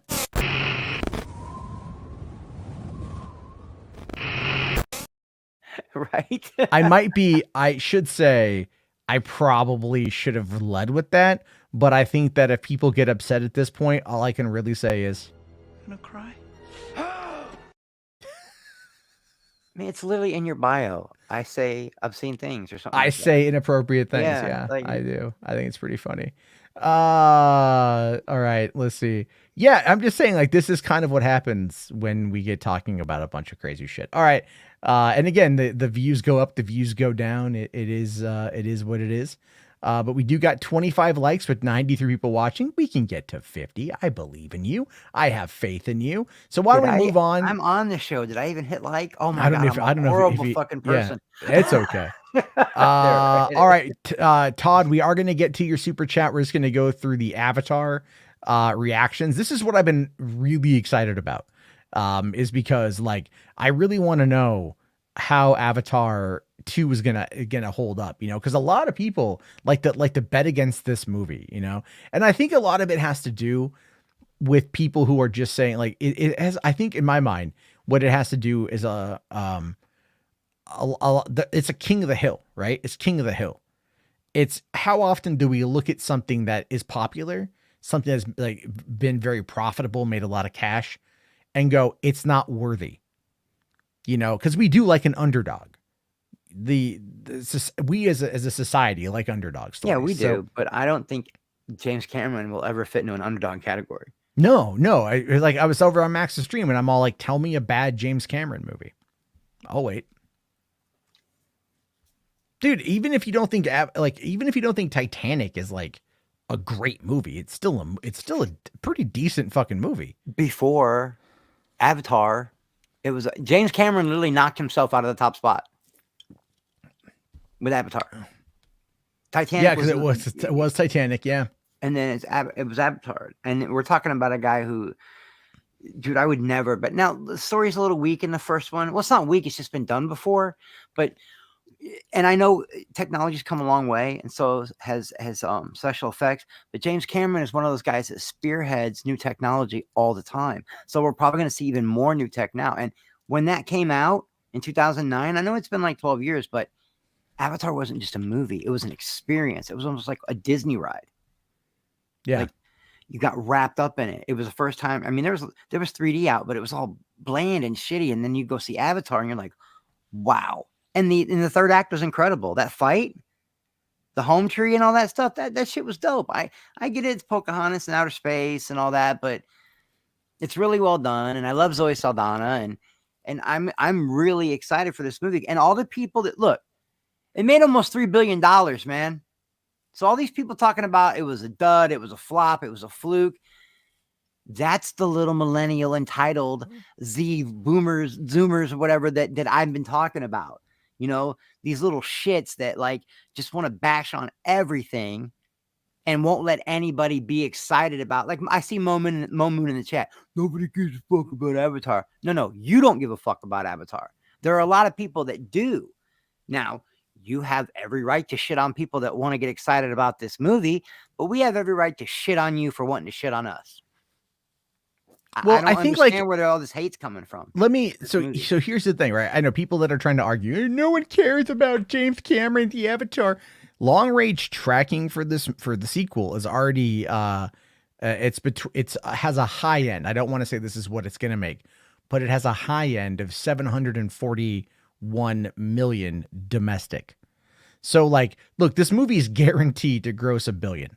All right. 700 million. Like domestic.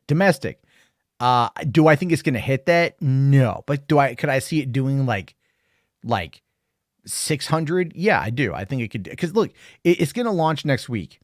All right. And that's the thing. It's like, Classy here says, plus James Cameron's comments don't help it at all. Okay, that didn't help. Yeah, his comments they don't matter.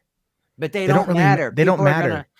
I can If separate any, the art from the artist. well, it's not even that. It's not even that him going like this movie is like the worst business decision ever, blah blah blah. These are just like he knows how to say things that are gonna get headlines, but all that's gonna do is just get people to go, yeah, I want to go see this to see how bad it is, right? And then they're gonna walk away. Like there was a comment, the other day where he's like about people, the 3-hour, 10-minute runtime. He's like, get up to go take a piss. You'll see what you miss when you come back to watch it again. Right. And he's not wrong, but he's not wrong. Isaac, I know you're just cracking jokes, and I love Isaac. I do. I watch Isaac every day. He's one of my favorite people. But why is it okay to get excited? You young people will get excited for the new Indiana Jones movie.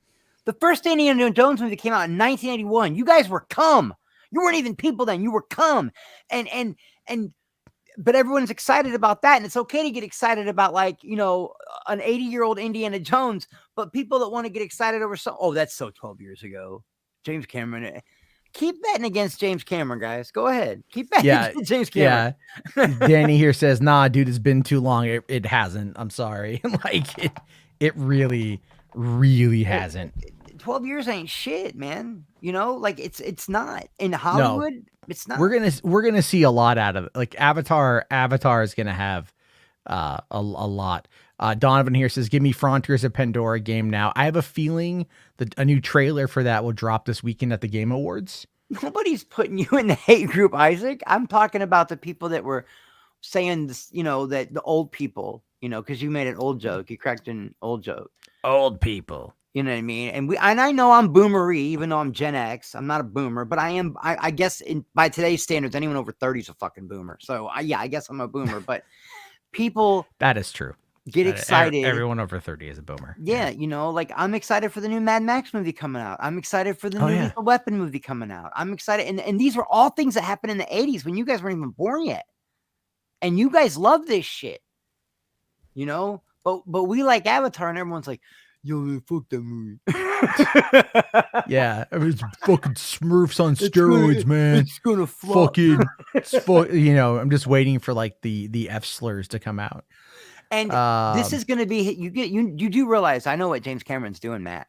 This will be his Empire Strikes Back. It's gonna have to be. It's gonna set up for the next one. Have to be. So a lot of people are gonna leave the theater and be like, "Fuck, I want more. I gotta wait another year for this shit. Oh my god, it ended on a cliffhanger. That's such bullshit." What the ever loving dude? That is a bad prediction. That is a bad prediction. $700 to $800 million worldwide? Hell no. Listen, all I'm saying is all those people that helped it make almost $3 billion have been waiting for this. Dude, no, people, it's China, man. China's gonna do really well. Oh yeah, they love. Mo here says Matt hates Moonfall because it's better than Avatar. Dude, I don't hate the final lines of that movie kill the entire movie because it was so bad. But like otherwise, the movie itself is I had fun with China.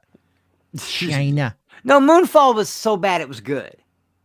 Rational says it will make 1.2 bill minimum. Minimum 1.75. Again, China. I was gonna say 1.5, 1.6, somewhere in there. Yeah. I mean, do I think it's gonna pull in $3 billion or whatever? Nah. But even dude, fucking look, Spider-Man No Way Home. Spider-Man No Way Home did nearly $2 billion. All right.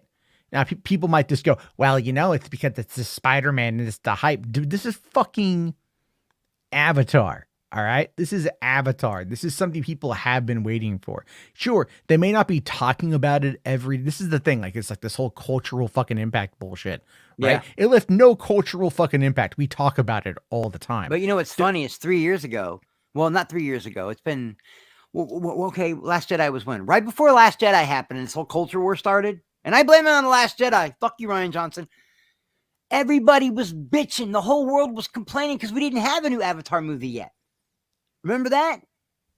Years. There was talks. Yeah. I mean, James Cameron said today that if it was up to him, he would actually hold The Way of Water for another 5 years just to get us out of the pandemic, to get us back on track and shit. And I'm like, I don't know, man. Look, I'll tell you this right now.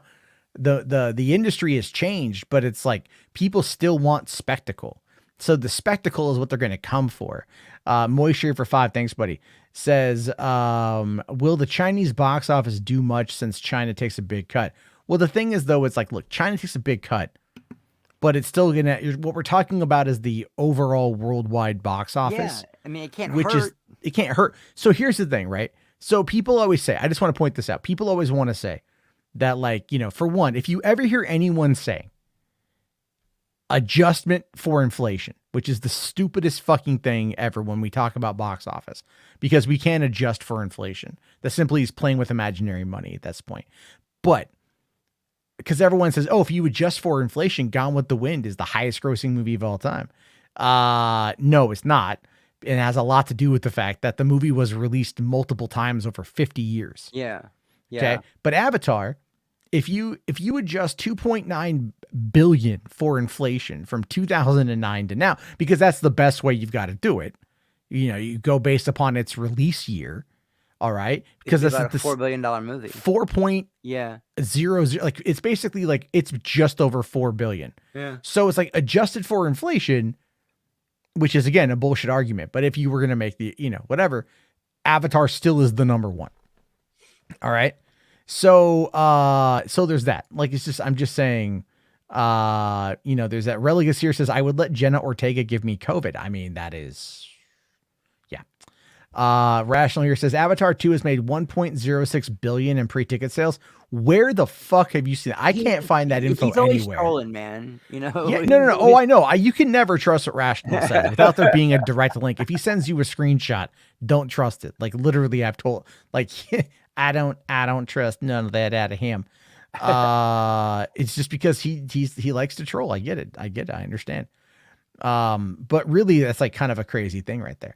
But all right. So let's take a look here at some of these ones. But all right. So Mike Ryan here says, Avatar: The Way of Water. Yeah, never bet against James Cameron, trying to spare hyperbole, but I've never seen anything like this from a technical visual standpoint. It's overwhelming, maybe too overwhelming. Sometimes I'd miss plot points because I'm staring at a Pandora fish. Someone texted me, what's the most visually impressive part of the movie? And I responded, the whole thing, honestly. Now, some people are going to attack the story, right? They're going to be like, oh, the story's weak. But if you actually, when you first watch a movie like this, the nuance of the story oftentimes are going to get lost in the technicalities. What I mean by that is you're watching this and you're going to start seeing the details. You're seeing the spectacle, but it's upon repeat viewing that you can actually pick up a bit more on the new stuff. That's why a lot of people go back. Yeah. Right. And so it's like, if you go and you look at the first movie is relatively simple, right? You know, you got Jake Sully comes in from Earth, takes over for his brother who died, becomes an avatar because, hey, why waste the money? We've got a genetic duplicate we can use that will allow us to do this. And then from there, he ends up getting recruited by the military liaison, right? The military leader, to run an undercover op in order to gain information on the Na'vi in order to force them out of where they need them to go. And in the process, the Jarhead becomes a person who, finds value. And he falls in love with Neytiri too. He falls in love with, not only does he fall in love with Neytiri, but he falls in love with the world. Because keep in mind, he lost his legs. He doesn't really have much. Like, here, he has a chance to start anew. And the spiritual aspect of the tree and of AWA and all that stuff, right? And so he rediscovers a faith too. I mean, it's simple. It's very Dances with Wolves, but it's also done those stories in such a great way. Yeah, but it's not even really Dances with Wolves. But I mean, I get it. It's kind of like. And Matt, some tropes don't get old. Okay. Well, no, I don't understand the whole white savior stuff. I get people complaining about that, but look. What's another kind of thing in Hollywood that everybody loves? Hollywood loves a revenge story. Revenge stories always do good. You know what I mean? This is the same thing. Well, yeah, that's kind of the whole point. Is just like, it was a setup, but people wanted to see more with fucking, with Pandora. Now we're getting more of that time. So going on here, Eric Davis, and this is the one that people were like, someone was actually giving him shit the other day about this. Like, I wonder what the guy with the hat's going to say about Avatar. He's probably going to blow his load or something. I'm paraphrasing, but, Anyway, he says here, happy to say Avatar: The Way of Water is phenomenal. Bigger, better, and more emotional than Avatar. The film is visually breathtaking, visceral, and incredibly engrossing. The story, the spectacle, the spirituality, the beauty. This is movie making and storytelling at its absolute finest. Now, the thing we have to consider here, though, is if you look at James Cameron, he's always been a gifted storyteller. And as we were just saying with the original Avatar, yeah, it might be a bit of a simple premise, but it's a premise that's establishing new technology. It's a new world. It's a new franchise. It's all these things. Now we get to go to the next chapter of that. Because, for the people, like, think about it like this. Look at Terminator, right? Does Terminator 2 need to exist? No. Doesn't. They stopped the Terminator. So now why would they send back another one? Well, that's just stupid, don't you think? It's like, oh, they already, but now it's a good one to send back to fight the bad one. Yeah. That's kind of the son instead of the mother. Yeah, man. Yeah, and then the android and the boy become friends and teaches the android humanity.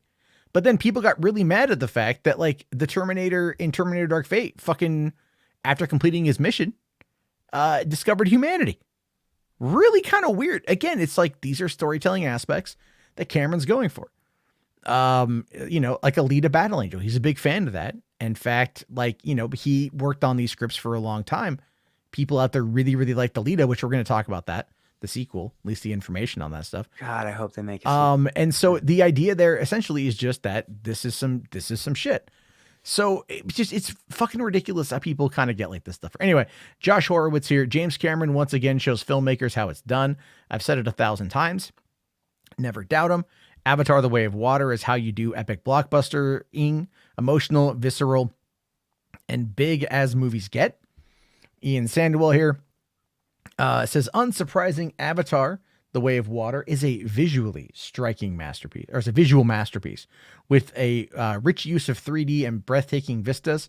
It does suffer from a thin story and too many characters to juggle, yet Cameron pulls it together for an extraordinary final act full of emotion and thrilling action. But again, he's also establishing characters that are going to appear. That are going to go. Yeah, he's setting up for the next movie, obviously.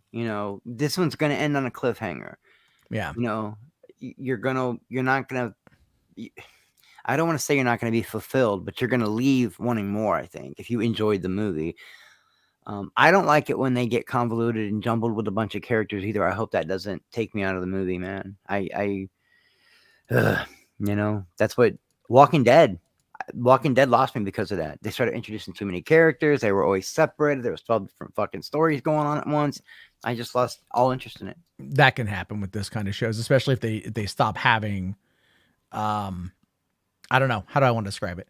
If they try to build up too much too quick, I think. Anyway, Perry here says, Avatar: The Way of Water is pretty incredible. I had faith James Cameron would raise the bar with the effects, but these visuals are mind-blowing.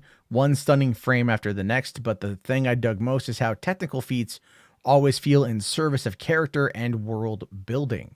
As for the story, it's a lot of movie, and I'm eager for a second viewing to revisit some details, but on first watch, it's a mighty effective exploration of community and family dynamics. Returning cast is great, but the newcomers are major standouts, particularly Britton Dalton as Loak. What do you think they mean by a lot of movie? Like it's long? 3 hours and 10 minutes. Yeah, okay. It's a lot of movie. Yeah, that's what I mean. It's a lot of movie. It's a lot, and there might be some slower moments in it, things along those lines. But so was Endgame, you know what I mean? So was but Endgame had a lot to wrap up, so they had a lot to do in those 3 hours. With Infinity War and Endgame back to back, like if you I think movies are getting a little bloated, Matt, for real, dude. Like everything's 2.5 now, 3 hours. That is a lot. I'm appreciative of a good 90-minute run. You know, I really am. Like, even what was it? Bullet Train is like 2 hours and 6 minutes, and I'm like, you could have cut some of that out. Yeah, I think. some of that could have cut out. But it's like, but at the same time, I'm like, okay, I had a good time. Kara Warner here says, as an Avatar stan, I had high hopes for Avatar: The Way of Water, and for me, it totally delivers. Sure, it's a little long, but it's worth it for the gorgeous visuals, wonderful new characters, a total thrill. And these are, by the way, we should point out, these are people who were generally flown to London for this premiere, if I understand that correctly. That's how you do it, folks. You get big enough to where a studio is like, hey, do you want to fly out to another country to see a fucking movie? And you're all like, yeah, all right, cool, man. Yeah, I think I would have made. I think I would have made a great influence, Matt. If everybody didn't hate me, I could have been good at it. I know. I'd probably be a lot better if I didn't say the N-word that one time. I don't. No, I made mistakes. I've made mistakes. I know. Do you know about that at all? Or Matt, it's one of the reasons I used to hate you. And then I was like, oh, he was just doing edgy comedy, and all these people are dogpiling, and that they were flagging him first. Like I said, man, I started watching you, and I was like, dude, I'm an idiot. I mean, I'm like judging this guy from a point of misunderstanding. But yeah, you probably shouldn't have said that. But I should not have said that. Yeah. Oh, Polly the polar bear. Oh, yeah. Let's see. Spherical Commander says Endgame was also terrible. Dude, you got bad takes all night tonight, man. All night. I think John here says the never word, like what, nuclear? Nuclear? No, I've said dumb things. Like that was 10 years ago. I'm gonna laugh at how stupid that is. But yeah, like 10 years ago I did that bit. The only thing I'm worried about is all these people flying people out. Let's say I segued out of that conversation. The only thing I was attempting to make a really self-depreciation joke. Might have backfired. You fly me out to London. You show me this great movie. You wine me. You dine me. I got hookers waiting for me in my hotel room. Big old lines of cocaine. Then I come back. I'm gonna feel obligated to tell everybody this is the greatest fucking movie I've ever seen. Well, here's the thing you gotta realize about this is it's not that these guys are obligated to do it. No, but they want to go to London again later on in the future. But they'll still go. They don't care. Like, here's the thing: is like they don't care about bad reviews, right? They don't care about bad reviews. Like, if a reviewer didn't like a movie, that's fine with the company. It's really all about whether or not that reviewer then goes on a rampage shitting on the movie, shitting on the company. And shit, yeah. So like, here's the thing. So it's like the Phantom Menace, they want access. They want access. So like, why doesn't Hollywood want to come talk to us? Clearly we have influence. Clearly we have people that follow us way more than all of these people. So why isn't that, like, not all of them, like a lot of these guys, they work for larger outlets and shit. But it's basically, that's about it. And the idea there is like, well, because all you guys do is shit on stuff. And so your audience is just full of like negative Nancys. Yeah, that's all they do. It's their formula. Like, sure, we want their money, but we're not going to give you fucking access to get whatever it. the big thing is at that time. Yeah. We're going to shit on it. Now, they befriended Gina. Gina brought them out, gave them red carpet treatment, all that stuff. And I will have to say, I have to appreciate the fact that they did shit on that movie a little bit. They were like, look, we love Gina, but this movie's not that good. You know what I mean? So at least there's some integrity there. That, or they just was like, we'll even throw Gina under the bus. Okay, hold on here. So Rational says Nerderotic gets to go to press screenings from time to time because somebody invites him. Or he sells them meth. No. Their dealer. Well, I don't. I'll be right back. I'm kidding. Here's the thing with that, though, is like getting to go to press screenings, you get on a list. And you can oftentimes take +1. So it's like back in the day, I was on a press screening list and I would get invites. There'd be +1 all the time. So it doesn't really mean anything. Plus he lives not far outside of, I think he lives like in San Antonio, which is not far away from Austin, which has like a lot of screenings. So he's not going to be away from that stuff.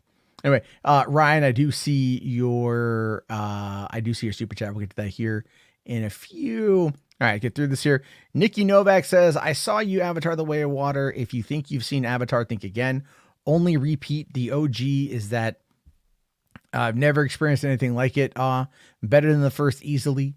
The 3D water world and the creatures are so surreal, it's downright moving. There's a major Titanic homage. Nice. Brandon Davis, comic book's greatest shill, says Avatar The Way of Water is a never-ending visual spectacle. It's a better, more complex story than the first, with solid emotion, but the characters could grow a bit more. It's definitely long, running on an incredible visuals and techniques, which are 3D's best. And then Guillermo here says a staggering achievement. Avatar The Way of Water is chock full of majestic vistas and emotions at an epic scale. The master or a master at the peak of his powers. And then Alex B here says Avatar: The Way of Water, like remembering you can dream, to breathe, to cry, to believe and hope again. What was once lost is found again. So, I mean, like, it seems like it's what a lot of people are saying. This is my personal take on it. What a lot of people are saying is that the movie's going to look really, really, really good on a visual level.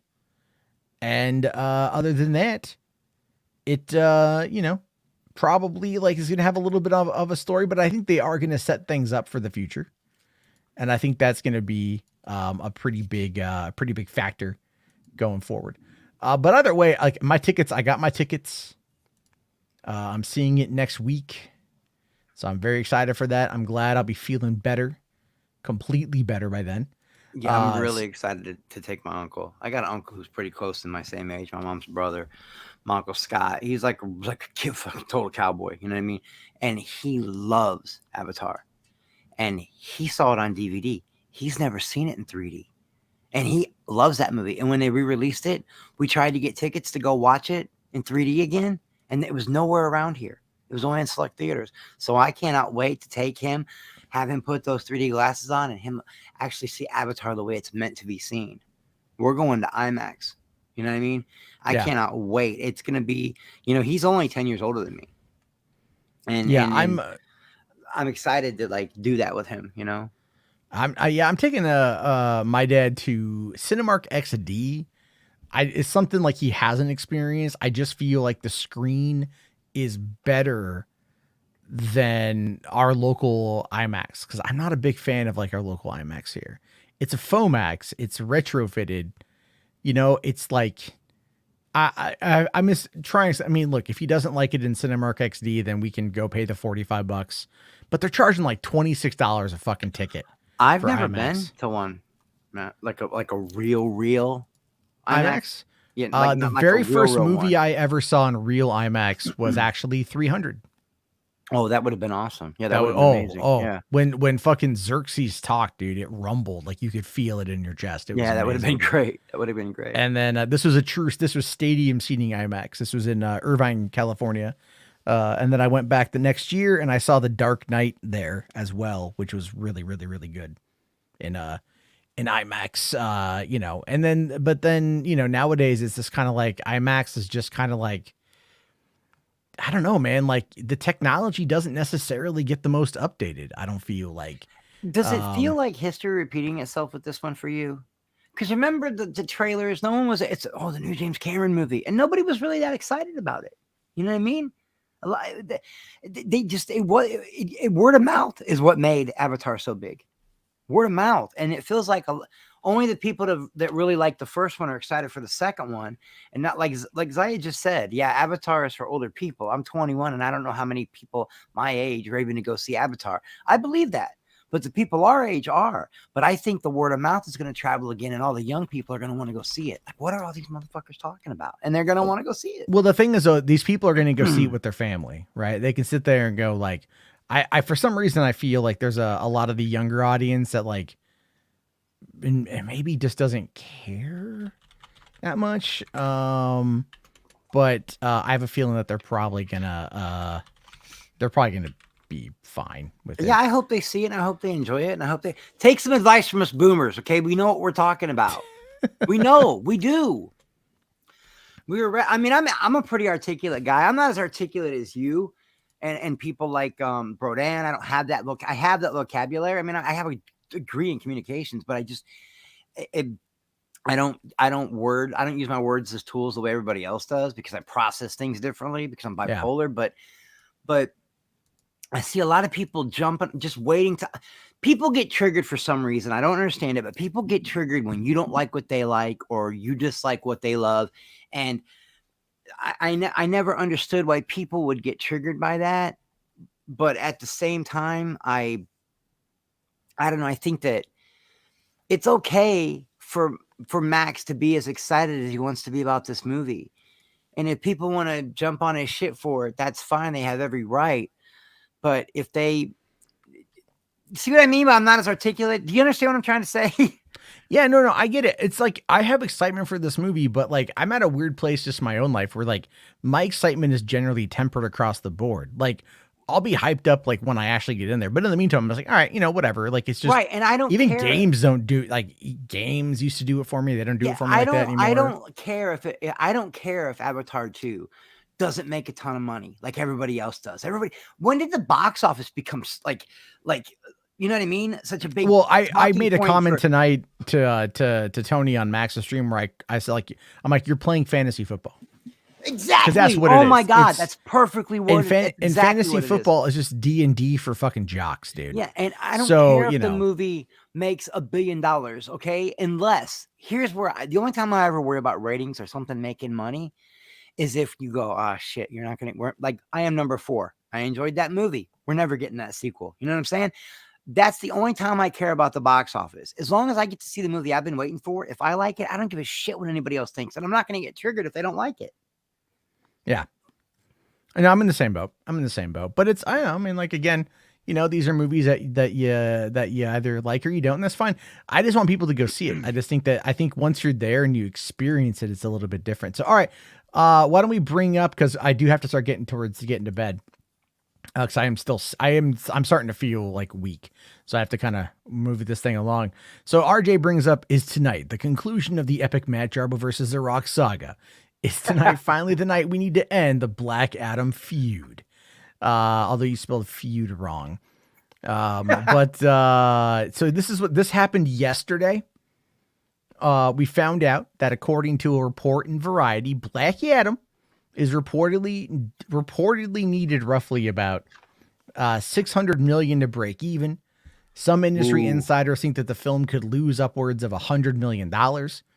However, some Warner's insiders have said that the number, or close to the production, have said that the number is closer, that they needed maybe 430 to 450 million, and that it may only lose like 20 to 30 million rather than up to 100 million.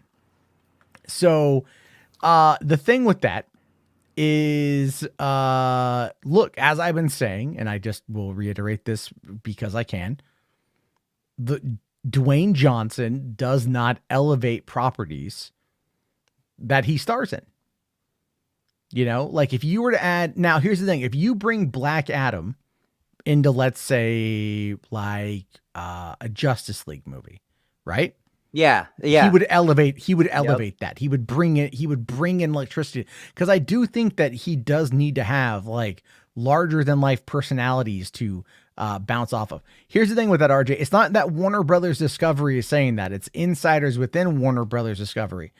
No, Warner Brothers Discovery, go back and read the article. WB themselves didn't actually say that. They didn't actually say that. They actually said it was just other people close with sources close to the matter. Yeah, RJ, and you're too kind of you're not gullible. I'm not saying that, but listen, studios will say a lot of things to save face. That's what's important to them. Studios put spin on everything, just like sources. Here's the thing. Does. So it says sources at Warner Brothers dispute those numbers, saying that the movie will break even at 400 million. When the film was commissioned, the break even was believed to be 450, but that figure has dropped given the particularities of the new home entertainment landscape, one of which Black Adam has overperformed projections. Now, they don't go into any further detail about the home entertainment landscape. It was number one on iTunes. I'm sure the VOD has done well. It will do VOD, and then it will, obviously it hits home video at the beginning of next month. I think that's really, if you want my honest opinion, I think it's kind of a bad move that they don't have it on home video before Christmas. Right. But it might also be too late to have it. I mean, but again, like the home video sales may not be as high. But they do think that it could potentially bring in, 25 to 35 million in the premium video on demand sales. Right, Scipio, is that supposed to be like a dunk? Is that your? I mean, one thing is literally nothing like the other.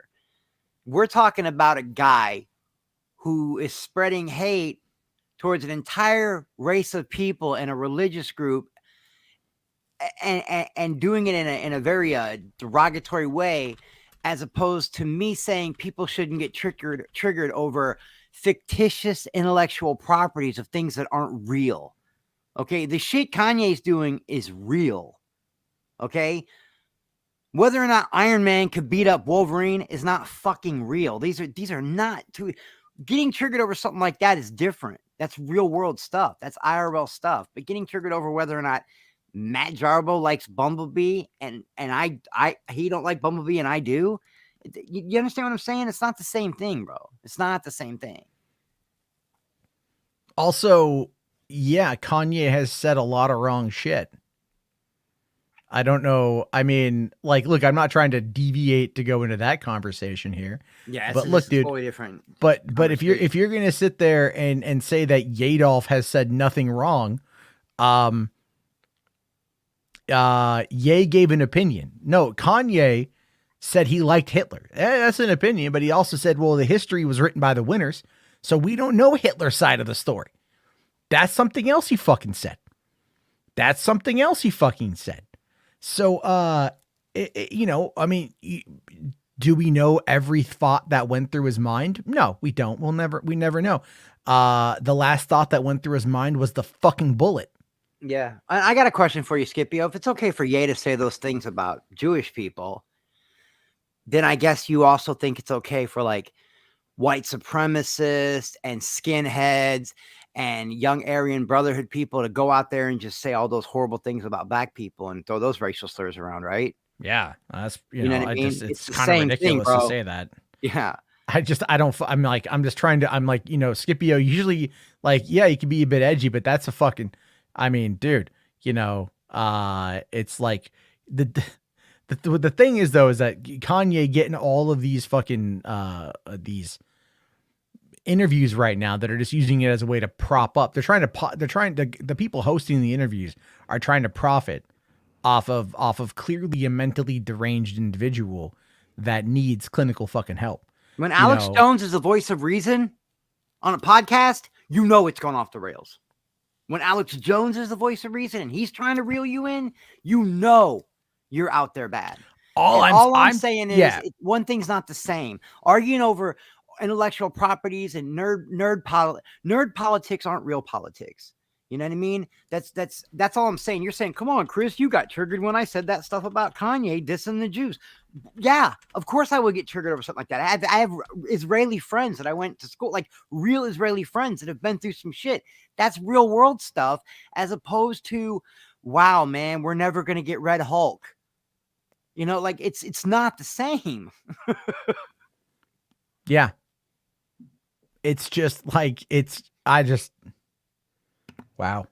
Yeah. So anyway, I'm going to get off that now. But yeah, that comment caught me off guard. Like, wait a minute, I'm talking about people getting triggered over, you know, whether or not Batman's cooler than Superman. That's different. We can argue over the merits of whether or not like Avatar is a good movie or not. But when you're like, I don't know, man, Ye didn't say anything really that bad.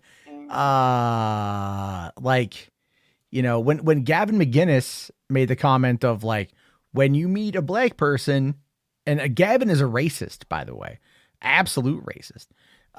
When he goes like, you know, when you meet a black person and you kind of, you know, you approach each person with a clean slate, right? Which we all know he doesn't actually do, but he says that, and he asks Kanye, do you do the same with Jewish people? And Kanye just goes, no. So it's like, it's moving past like giving an opinion. It's now you're being bigoted, and you know, and that kind of stuff can have really influence. It can have influence because look, whether people think Kanye's lost his mind or not, he's got a lot of fans. He's got a huge platform. He's got a ton of money. He can influence people. Like, yeah, you know, it's like, that's the thing. I don't even want to talk about this Kanye shit, dude, there's like fucking like, I've noticed that the black Hebrew Israelites, Israelites, am I saying that right? Those guys have been Israel. Yeah, thank you. I always say it wrong, like sterilite. I don't know why. Israelite. Thank you. There's a fucking syllable in there I keep missing. But you know, like those guys are having a fucking field day with this shit. Now, if you ever seen those guys' videos. Like, oh my God. Yeah, I've seen them, and they do. And Scipio, I agree. Everyone has a right to say whatever they want. Okay, I believe in the freedom of speech, but I also believe there's consequences behind everything you say. Okay, if you walked up to some guy on the street and said, "Is that your girlfriend? Why is she dressed like a whore?" If he busts you in your fucking mouth, you had it coming. Okay, you can say whatever you want, but be prepared to reap what the fuck you sow, man. That's all I'm saying. You can say whatever you want, but people have the right to all that.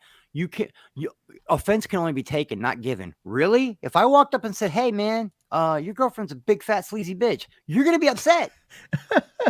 Yeah, I mean, yeah, you're gonna probably get your, I mean, like physical violence is never the answer, but you might be in a scenario where you might get your shit pushed in, Exactly, and not in a good way, Zachary. and Say not what in a you good want way. at your own. I believe in freedom of speech. I But- believe that everyone should be able to say whatever they want. But if something happens to you because of it, don't go running and playing the victim. Yeah, that's basically about it. Is this don't do that shit, because that shit's fucking stupid, and get your ass into a lot of trouble. Maddie, there's and a reason you only hear this shit on the internet and you barely ever hear it in real life.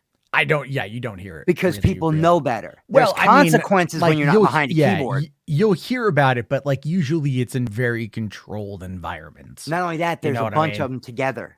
It's not just one dude. Yeah. I guarantee you, these skinhead neo-Nazis ain't gonna walk through Cabrini Greens or the south side of Chicago saying that shit if they're by themselves. I mean, probably not. Exactly. Probably not. But okay, so that was a fucking weird ass side tangent. But to get to Todd's very generous $20 super chat, thank you, buddy. Because I just I'm wanted sorry, to hold on, one more thing. And I like Scipio, I do, but Scipio, shut the fuck up for a little while, man. And I liked our Scipio, I really do, but that shit caught me off guard. That came out of nowhere, like trying to compare what I'm saying to that yay shit. Me getting mad over someone dissing you. Anyway, go ahead, read the super chat. Yeah, that's fucking. I don't want Scipio to think I'm like attacking him or I don't like him. I just think that's him, a bad take, though. I think you can go, Ye's is issuing an opinion, but it's like, dude, fucking, I think it's just like stupid. Yeah. God. Anyway, Todd, $20. Thank you so much, buddy. Says, Jarbo, do you think that since Black Adam was a dud at the box office, it spells doom and gloom for the future DC projects? No. A dud, man? Was it a dud? Well, it wasn't it was like, you know what? It barely registered a splash in the way that he was hoping it would. Yeah. So, I mean, and it really did seem like when the first trailers came out and he was talking about, we all kind of thought it might be a $1 billion movie. And I never did, kind of fall but flat. I argued against that quite often. People are like, it's $1 billion. I'm like, it's not. No, me and Ashley, we really thought it was going to make like $1 billion. I said like 600 really mil. I thought 600 mil. 400 is just like oof. So does it hurt DC projects, Todd? I think it does. What do you think, Matt? I think it does. don't. Again, this has more to do. Black Adam and its success has more to do with The Rock, the efficacy of The Rock versus anything else. Well, you were right about The Rock. Dwayne The Rock. I've been right about The Rock. He is an actor, okay, but he's not a movie star. He is Denzel Washington. He's a businessman. Is a movie star. He's a businessman before he's an actor and before he's anything else, right? He's a businessman first. So when I think about this, here's the thing: if it wasn't James Gunn that was like in the helm right now to figure this out. And I mean, and also of course, Peter Safran, because they are a duo. It's not all, it doesn't really matter like what happens. Everyone's going to put it on James Gunn anyway. But the thing is though, is like their job now is to figure out how to best intertwine everything together.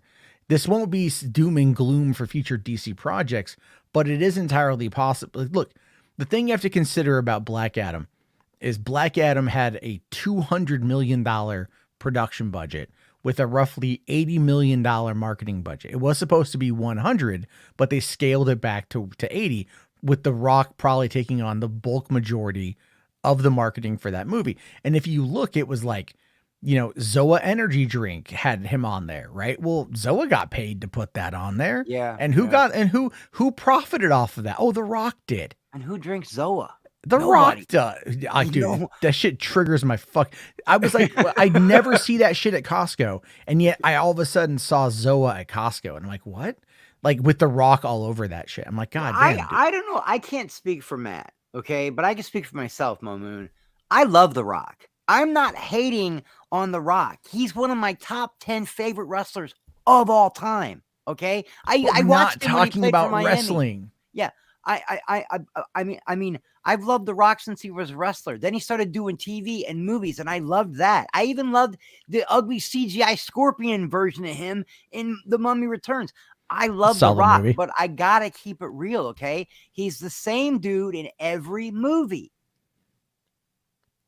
And That's that all I'm ends up saying. being, but that's the bigger issue. That's the bigger issue here, is that he's the same guy in every fucking movie. He can't do it by himself. He's always got to have someone to play off of. He's got to have a Vin Diesel. And he He's didn't gotta really a have Jason anyone to Statham. play off of. He's got to have a Kevin Hart, and he didn't have that in this movie. I mean, Aldous Hodge was good. I genuinely enjoyed a lot of Black Adam. Like, I would watch it again. Pierce was great. Pierce was great. Yeah. I thought the cinematography was really good. You know, I'm just saying, like, I think it's a way more watchable movie than Black Panther: Wakanda Forever. I would much rather watch Black Adam again over Wakanda Forever. Oh my God, me too. And that's not that I didn't really like Wakanda Forever. I liked it for what it was, but I had so many issues with the movie, and it was so long. I just don't have it. I don't really want to go back to it. I had such high hopes for that movie. It just didn't wow me. But Black Adam didn't wow me either. But I still like fucking enjoy. Yeah, so all right, I would watch this one again. But the thing is, though, is that, like, look, it was a $200 million budget, and if I recall, and someone correct me if I'm wrong, but I heard that, like, The Rock gets like $20 million a picture. Like, that's his fucking fee. Yeah. Never mind the producer fee, right? It's whatever $7 brings to the table. They're cut out of that. They get theirs. They get what they want. They get paid. They handle all this shit. And Warner Brothers, right, at a time when they were kind of going through some shit and they were trying to greenlight everything, I don't think Black Adam would have been really greenlit, if it wasn't for the pandemic. I mean that because when they brought in Jason Kilar for Warner Media to oversee HBO Max and to boost that up and to build it up and everything else, I think a big thing with that was what they wanted to do. They're like, look, we need content. The Rock is going to come in with a producing deal. They're probably going to put up a fair amount of the financing, as these producing deals generally tend to do. They'll bring in their partners and they'll be, you know, they want creative control. But what they did is they went and they just, this just goes to show you that The Rock cannot lead a franchise. He can be part of a franchise, but he can't lead the franchise because he doesn't have, like, there was no foil for him in this movie. There was no fucking heel or baby face or whatever the terminology is, right? Like, Dr. Fate was mostly just kind of like, you know, hey, Black, what's up, dude? How you doing? You know, you can save the world or fuck whatever. No, he was chill. Literally, he was Black Adam's Obi-Wan, literally, just trying to get, like, go walk this path, not this path. Don't go to the dark side. Blah blah blah. I enjoyed the movie, but I think you're right. I don't know if it would have got greenlit or not. But they have been wanting to put this movie together. RJ asking the tough question. RJ, you and I have sparred over this though too, because I have said that Justice League, all right, because I gotta fucking clarify, fundamentally damaged Superman, Henry Cavill Superman, and Ben Affleck's Batman. Wonder Woman 84 absolutely fucking damaged Gal Gadot's Wonder Woman. In fact, she made this weird post today. Did you see that today? Yeah, but you know what that is? That's just her. Grace said it perfect. That's her campaigning. I said just negotiation through the trades. Yeah, she's campaigning. And I'm like, what is she campaigning for? That's my question, right? Here we go, right here. I had the tweet up. So it's like, she's a few years ago, it was announced that I was going to play Wonder Woman. It's been 9. She was announced in the fall. She was announced, I believe, in August of 2013. So it's been 9 years, not a few years ago. A few is between 3 and 5. This is nearly a decade. She didn't even get her standalone movie before BVS. Yeah. She was in BVS before her own standalone movie. Which is fine. I'm glad it worked out because Wonder Woman is incredible. Love that 1984 shit's crap. But my God. But the first one, you know, it's even the score is phenomenal. Everything's phenomenal about that movie. No, that third act could use a little bit of work. But I mean, like, otherwise, I thought the aesthetic, Chris Pine was great. The chemistry was great. The action was awesome. I thought the story was really good. I was legitimately surprised at the end with the twist ending. finding out who Ares was. Oh, really? Yeah, I was legit. That was okay. That was okay. I was You know, legitimately plus surprised. she didn't Oh, rape shit. a guy in that movie. She totally raped a guy in the sequel. You are definitely demonetized on this one, pal. Dude, this stream, yeah. But I'm just saying, it, like, I really liked Wonder Woman 2017. I really did. I really liked that movie quite a bit. Like, I was like, oh, dude, fuck yeah. I saw it like when I went to like the early screening, the preview night screening with my girlfriend. We both had a blast with it. Like, oh, this is great. Watched it a few times. That fucking No Man's Land scene is still fantastic. The scene right here on the image and stuff. Yeah, but they didn't make it all, women power. She didn't say no shit like, I'm not a man. You know what I mean? She just went out there, and that scene is so good. Yeah, she'd never seen snow before. Just it was great. Oh, it's movie, a baby. Yeah, She'd never seen a baby before. Yeah, that's it's like crazy. What a great movie. Oh, good stuff. Like, there's a lot of good, like, what was it? Etta Candy was great in the movie. You know what I mean? Like, there was good stuff in it. I'm just saying, it's like for this particular thing, she says here, a few years ago it was announced I was going to be Wonder Woman. I've been so grateful for the opportunity to play such an incredible, iconic character. And for more than anything else, I'm grateful to you, the fans. I can't wait to share her next chapter with you. So obviously they are working towards Wonder Woman 3. If I were James Gunn, I'd be like, look, you can tell because the movie came out 2 years ago and there's been no movement on Wonder Woman 3 since then. In fact, Patty Jenkins, the Rogue Squadron is basically dead. Cleopatra was taken away from her as director and given to the woman who did Falcon and Winter Soldier. So it's like she's lost projects, and now she's like, I'm hard at work writing this movie. And it's like, no, stop. So if I were James Gunn and Peter Safran, I mean, I know Patty Jenkins is contracted to direct it. Either I would get rid of her, and that's just safety for the brand right there. But otherwise, I think what they're going to probably do is go and, they're probably going to have Gunn is probably going to rework the draft for number 3. Yeah. Like if that's cool, because Gunn can write. I just hope he doesn't make it too comical, but I also don't think that she's done after 3. She wants to be part of the next Justice League. She wants to be part of the DC universe. I think so. Because she does have some cameos coming up, as far as I understand it. She's supposedly in Shazam 2 as a cameo. It's like a decent chunk cameo as far as I get. And then, whatever, like I guess there was like even a test screening for Aquaman 2 that showed Ben wasn't even in the movie anymore. I don't even fucking know. I don't even know. I don't care about Luke's. I don't care about leaks or scoops or anything else right now, because I don't know. It's what might be. I like what is, so that's where I'm at with that. But I feel it's kind of like, this feels like, yeah, she's negotiating, right? RJ here says, many people, including Grace Randolph, think James Gunn and Peter Safran should cut their losses and just go with a clean slate, aka the Batman. Is the current DCEU salvageable? Well, the DCEU no longer exists. Like, Gunn got rid of it. They announced it as the DCU. Does that mean that they're getting rid of the continuity? Maybe. Does it mean that they are bringing in the multiverse? Maybe. I mean, Stargirl is ending. Doom Patrol and Titans are probably done as well. Peacemaker's going to be saved because, yeah, it's fucking James Gunn, and it's kept within that same continuity. Also, it's good. Oh, it's amazing. I know, it's amazing. I love it. But again, like, that's going to be doing its own thing, and so all the other shows are getting, anything Berlanti had his fingers on is out, right? Is done. Jeff Johns will probably kept around, maybe given a deal somewhere down the road.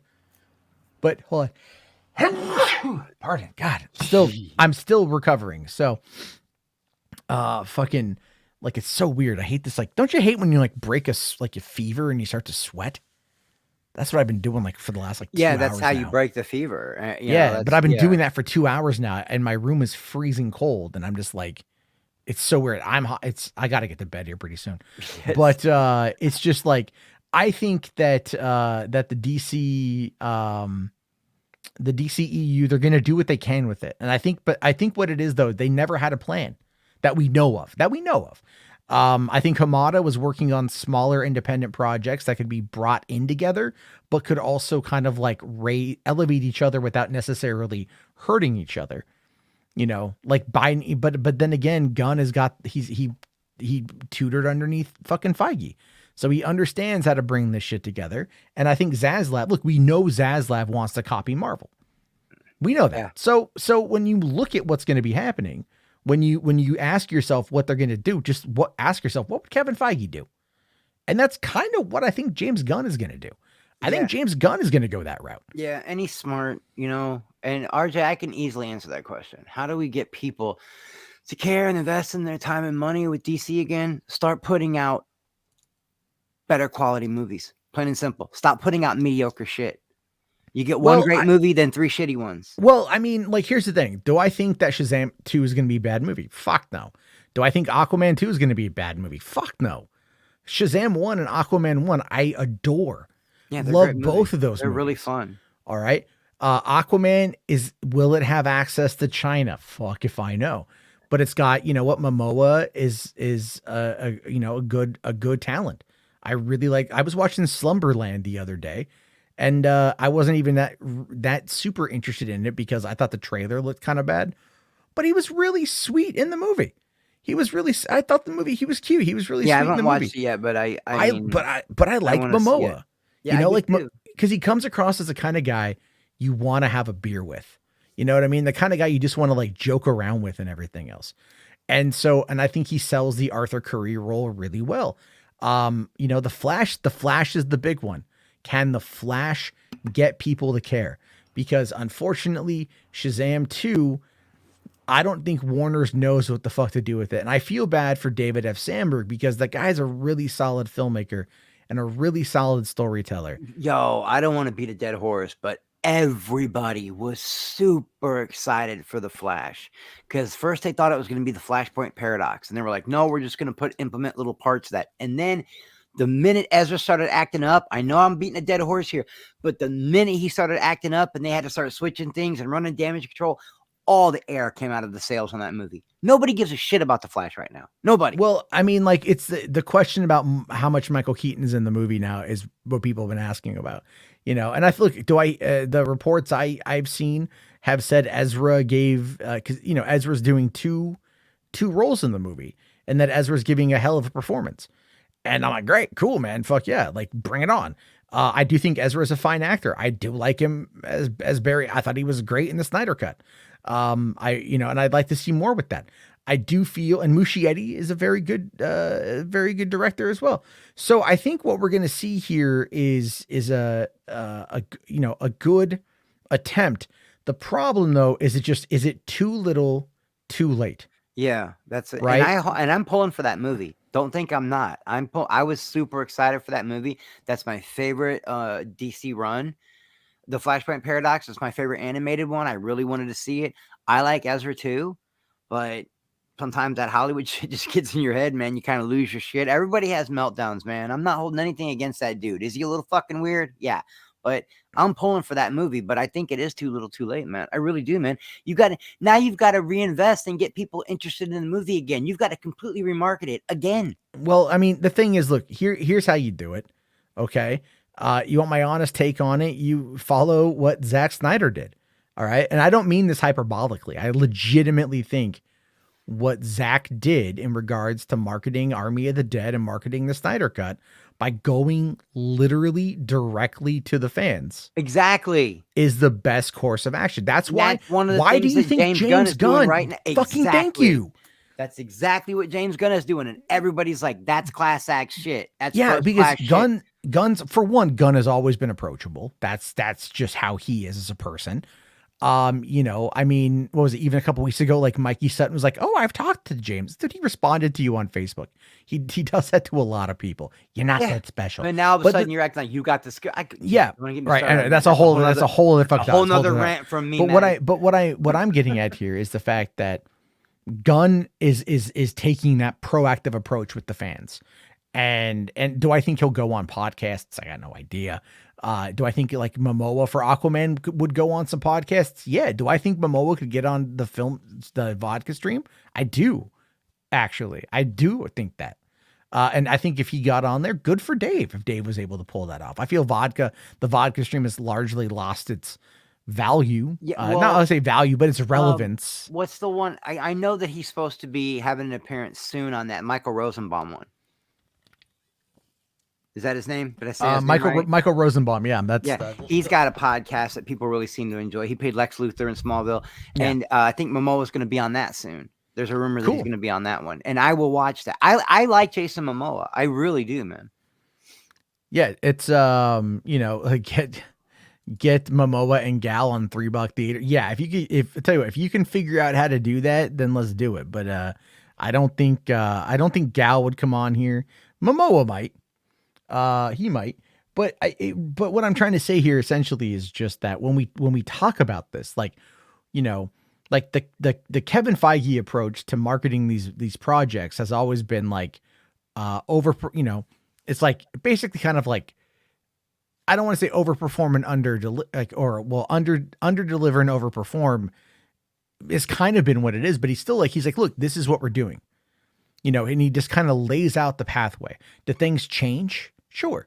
Yeah, But he and gives you a general roadmap. Yeah, not only that, but he's shutting down the false shit so that people don't get like a lot of disinformation or disingenuous bullshit or grifting. And to this day, even now, you can tell Grace Randolph has a total. She's just got she always tries, no matter what, she's got to take a dig at James Gunn because he put her in her place, Oh, And yeah. I don't mean it in like a misogynistic way. I mean it in a business way. Yeah. He basically was like, "You're full of shit," and I will give everybody the scoop. Well, that's kind of, and that's my whole take on it is just like, for one, like James, I think has always been approachable. And if more people, it's not even like you have to give all of the information. You don't have to give all the information, but a lot of it could also just be like, hey, just like, dispel some bad information, because also get people to try and like, modify expectations a little bit, because him going straight to the fans and maybe them throwing a little bit more money into marketing when the Flashes get ready to come out. I think he could do the whole hearts and mind things. He could win back a lot of people. They got that bad taste in their mouth now, and we could get a good movie because everybody that's supposedly seen the early stuff say it's really good. So I got high hopes for that movie, man. I really do. And I hope that they use it to retcon some stuff. At the very least, use that movie to tie up loose ends to get one continuous story go multiverse. If they're smart, they should do it like that. You know what I mean? Like, what they should do, and this is going to sound weird, what they should do is like have Shazam or have the Flash reset the timeline, and then have like Aquaman kind of be the epilogue to that. Yeah, maybe that could work out perfect. If they could. I got no fucking idea. No, Ryan, I'm not forgetting. We've just been talking, and it's it's kind of hard to find like a nice segue. But thank you, Ryan, for the $5. It's good to hear you're doing all right.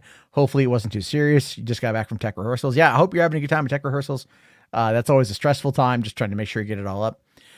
Yeah, I'm feeling better. It's just, it's just like, it's a flu. It's the weirdest flu. It's like, I didn't vomit or nothing like that, but it's like, you sure it's not like a different variant? Like I took a COVID test and I do not have COVID. So I was like, all right, I took a COVID test just to make sure. I know when I get the flu, this wasn't like a lung issue. You know what I mean? Because COVID's respiratory. I don't have any issues with like breathing. Right. Yeah. I mean, I barely ate. Like, I think the first day I had like a can of tuna fish. I was like, I'm just going to like eat something, protein, because I like tuna fish. And I was like, all right, let's have that. And then I think I ate that and like a bag of corn nuts. Ooh, because it's corn nuts. Horrible combination, though. Not at the same time. Oh, okay, all right. Jesus Christ! All right, I have a way more sophisticated palate than that. Good Lord, that'd be like mixing like anchovies and peanut butter. It just doesn't work. Yeah, it's kind of sweet and salty. No, not the kind of salty. No. It was just it's just the flu. It should be. Sometimes the flu can be real. Like me at my age, and then having the prostate cancer and the diabetes, it takes me longer to bounce back now.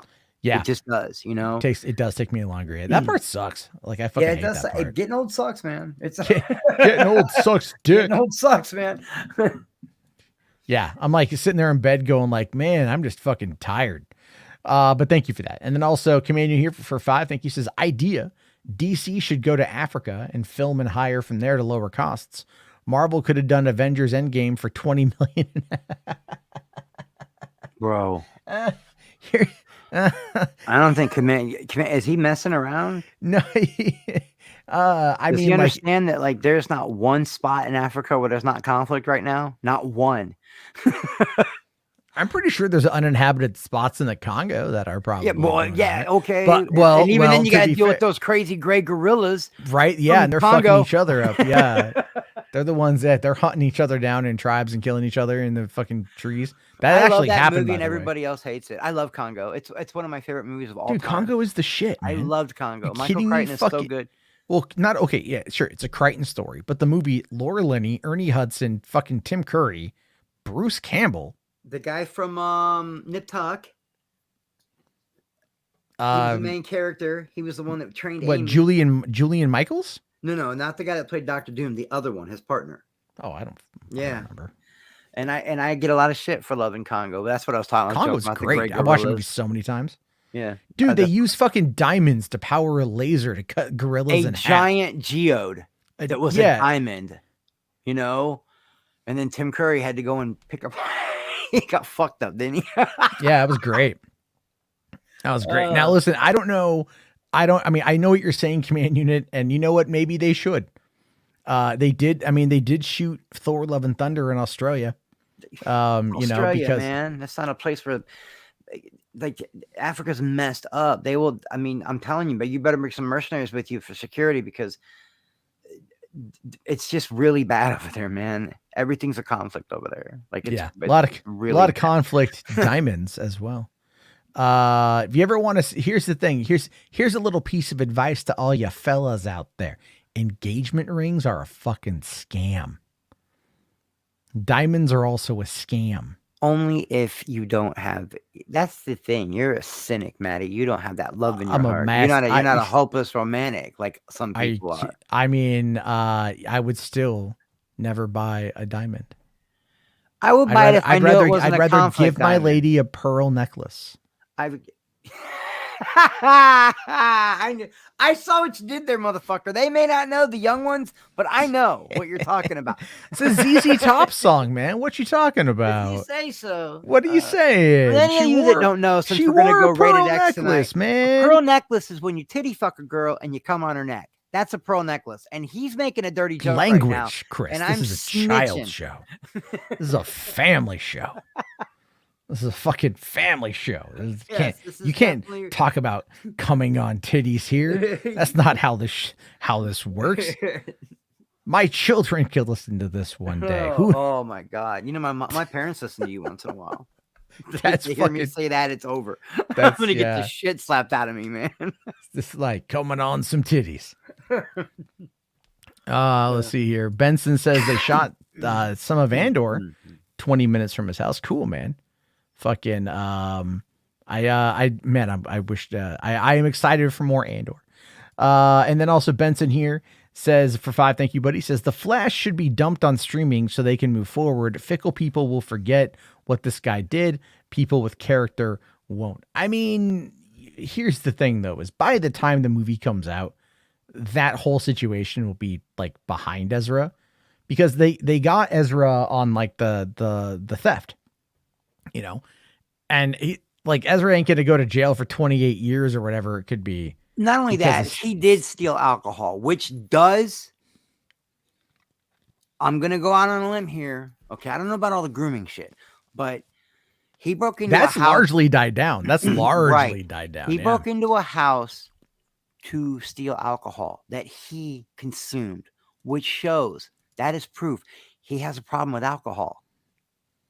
You know what I mean? He didn't rob it. He didn't steal the guy's flat screen or go looking for the jewelry or, hey, where's the spec? He went straight to the wine rack. So yeah, the kids got, and it's all monetary too. That's the thing. It's like the value of the booze, because I think it was like 3 bottles. So the value of the booze had to be over, I think, like 500. No. They say it was. They say that it was. They were like expensive bottles. It was over $5,000 worth of wine. These were expensive bottles of wine. They were like $1,500 it's a piece. Fucking dude, box wine. Drink box wine. Yeah, like my grandmother drank box wine all the time. She was a good Canadian drunk. All right. Like she Exactly. was, even my cousin who was like total fucking wannabe sophisticated booze drinker when we were younger. She gets older and she's like, you know what? Grandma had it right. Just get the box wine.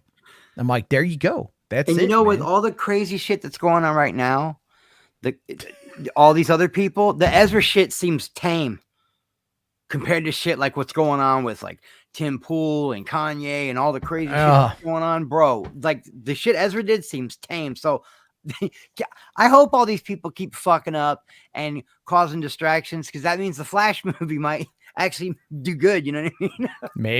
Maybe. We'll have to wait and see. But all right, let's move on here to the final topic of the night. And that, of course, is Alita Battle Angel sequel. Only 2 hours and 35 minutes to get to that. Yeah. You know, conversations take a weird turn here on HWAD. But all right, this is what John Landau, producer of the movie, says about potential sequel. Are there any other films you're going to be doing aside from Avatar? Well, there's a little film called Alita Battle Angel that we'd love to circle back and do a sequel to, and I'm talking to Robert about that, and hopefully that comes to fruition. How far away is that? Look, I never put a time frame on anything because you guys will hold it against me. Robert who, Matt? Are there any other films you're going to be doing? Robert Rodriguez. Okay. Yeah, it's Robert Rodriguez. Yeah. I hope he's right. I hope he's not just like throwing out bullshit. No. The thing is, like, so we talk about the box office, right? Like Alita Battle Angel came out, like almost 4 years ago. So weird to think about that. And did like about 400 million worldwide. I don't know what is done on home video. I mean, the numbers only gives us domestic home video numbers for a little bit. You know why I think it only made 400 million? To be honest, why? It was ahead of its time. Yeah, people. Well, it also got kind of brought together in some weird, some really weird like, effing, what's it called, man? Like, it got like the culture war. It got caught up together. Caught up in the culture war, but yeah, Alita's great and fuck Last Jedi. I remember it got caught up, but also it was like the first time I like. You know how people are like, we don't understand why you boomers are so excited about Avatar. I get it, because I don't understand what people see in anime. I don't. But I know that people love it, and I'm like, hey, great. I hope you get all the best anime in the world you can get, because I want people to be happy. But this was the first time I felt like I don't know shit about anime, but Alita felt like a live action anime, dude. That's what it felt like to me. It's so different. Like the scene where my uncle, I told you about, I talk about my uncle a lot because he's basically one of my best friends, man. You know, we have more of a brother bond than an uncle nephew bond, and he is a hardcore motherfucker. He does not get choked up by a lot of things, you know, like he don't. There's little things that might get him, like the end of Butch and Sundance or something. But when that scene where Alita opens her chest and is gonna, and he recognized the symbolism where she said, "Here, take my heart and sell it, and we can both get out of here." He gets emotional every time he watches that scene. It's one of his favorite. We're talking about a 58-year-old man, 59-year-old man who loves Alita Battle Angel. He still collects Star Wars toys. You know what I mean? Like, and that scene where she takes her heart out, you know the scene I'm talking about? And she tells the guy, "Here, sell it." My uncle gets emotional every time. And I'm like, why do you get emotional on that scene? And he was like, don't you understand what that represents? She's giving this man her heart. And I was like, oh no shit. It's not just a money thing. It's an allegory. It's a, you know, she's saying, "Here, I love you. Take my heart." Like, and then now whenever I see that scene, I'm like, wow, that's a great fucking scene. And the whole movie has little Easter eggs like that in it.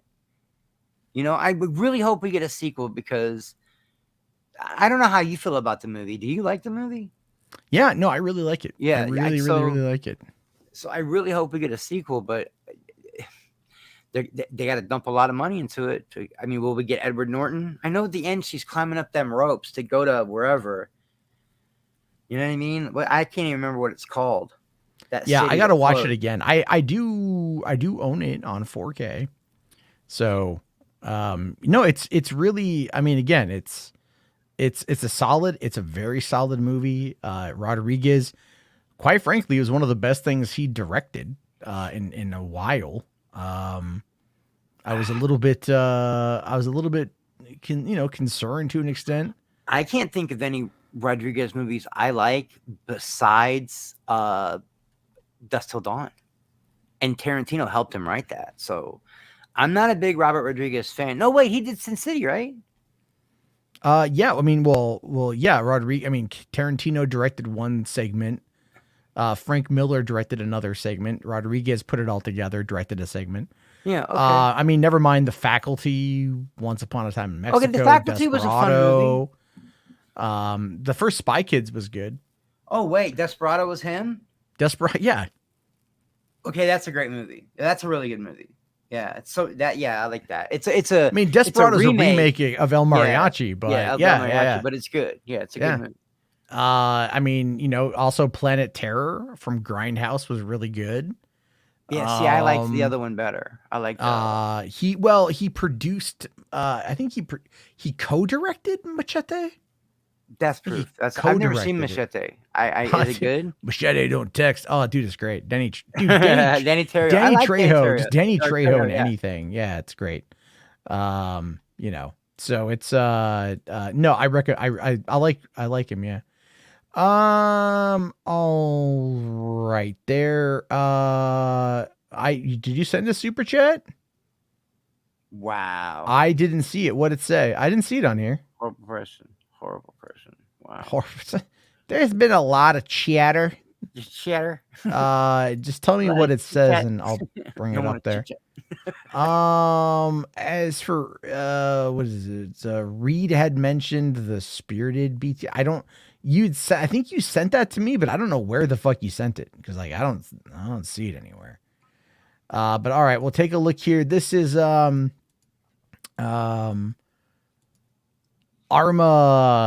This is from Command Unit here. Arma 3. There's a trailer for that. Let's take a look here at this. This is 3 minutes, but have you watched any of this stuff, man? The Arma stuff's pretty good. Yeah, and is he the one that said to like the what's that? The Warhammer? Warhammer, dude. Yeah. That new shooter they got looks crazy like fun. Dark Tide, I think is what. Yeah, that shit looks really fun, man. Yeah. I know there's other stuff going on with Batman Gate.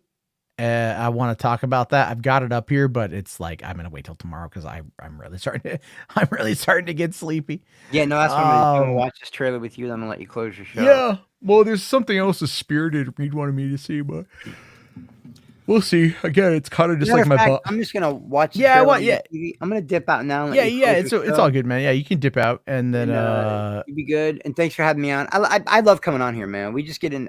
This is the kind of streams I like to be on. This feels more like a podcast. You know what I mean? So yeah, it's more fun to hang out. Thanks. You get some rest, man. I hope you feel better, and I'll talk to you tomorrow, bro. All right, thanks, buddy. I'll talk to you later. All right, there. The Sauk Prairie Fire 1.2 update contains over 100 new assets and improvements to your Vietnam experience. So strap in. Introducing the MiG-19 Farmer, the first supersonic Soviet fighter jet, which appeared in North Vietnam in 1965. The F-100 Super Sabre, a competent fighter-bomber in the service of the U.S. Air Force, commonly used for close air support and wild weasel roles. 10 new variations of the UH-1 Huey are now available, including the U.S. Marine Corps' Echo and Air Force's Foxtrot models. 11 new small arms, with variants, optics, and updates to existing weaponry.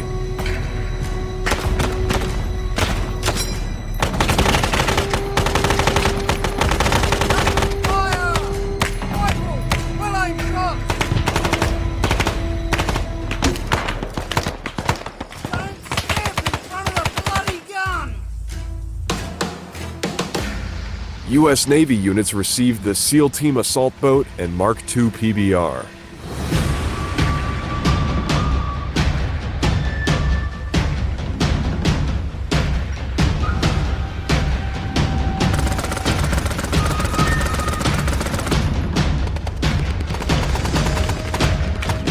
Seven variations of the M113 Armored Personnel Carrier are ready for service with mechanized units in Vietnam.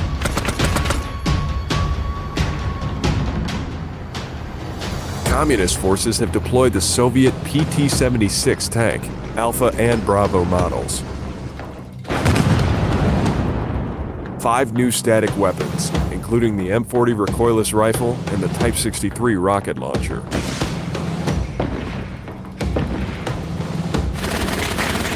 Five new factions join the fight in Kamlao Nam. New Zealand and Australia's armed forces have arrived in country, bringing both conventional and SAS units.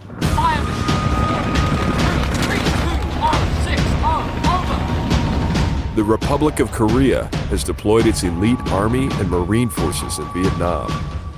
Civil war rages in Laos between the communist Pathet Lao and the Royal Laotian Army, supported by the CIA. New terrain updates, including upgraded buildings and textures. The Hanoi train station. New hidden areas. And the Saigon embassy. The Bra, a new infantry-focused 5x5 terrain representing parts of the Ho Chi Minh Trail in southern Laos. 2 new co-op missions, new mines and explosives, Arvin Marines, and much more are ready for discovery in the 1.2 update. So get going. The jungle is waiting. All right. I have a feeling that like with a lot of this stuff, like in the next couple of years, it's like all going to end up being like UB5, you know? And UB5 is, I was watching a video today about like, talking about that and said like so many games that are going to be like 75% of new games are being developed in UE5. Oh no, some other ways, some crazy shit. There's a lot going on with that one, but thank you for that. And then, so this is Reed had asked for this one here. This is behind the scenes on Spirited, which if you haven't seen Spirited, it was actually pretty good. Actually, pretty good. Making a musical, it's so special and it's so thrilling because for one brief moment, you're watching hundreds of people all speak the same language at the same time.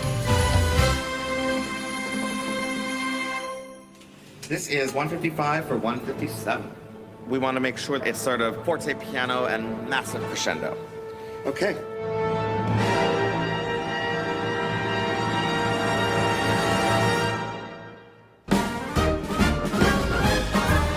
The musical brief for Spirited was to create a score that becomes a Christmas classic. So much of our process is strategizing how does this song deliver what we need to deliver for each moment. Am I forever unredeemable? When you're working on a script, it's like a flashlight where you can only see a little bit in front of you and then you have to have faith that you can keep going. And like things reveal themselves to you the more that you sort of shine that light, and eventually you get to where you're going.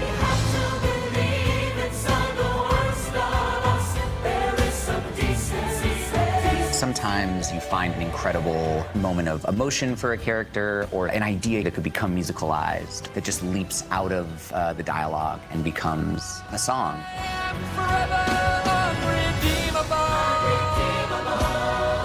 The great thing about this story is it goes to so many different places because the material and the plot allowed us to just go there each time. Oh, it would be so simple.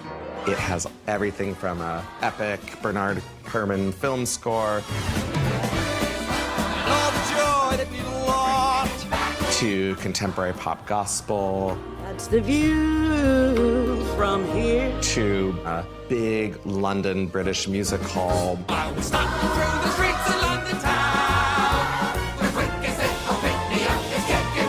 I like this movie a lot, actually. So it's really to good. Contain all these different facets and then mesh them together. We had a ton of opportunities to bring in dancers and big choirs, which is just a thrill to get to record them and have that sound. The score has been mind-blowing. I've never heard anything like this in my entire life. It's a very, new special experience. I don't know that we'll ever get this kind of chance or this kind of experience again, so we're trying to soak up every single minute of it.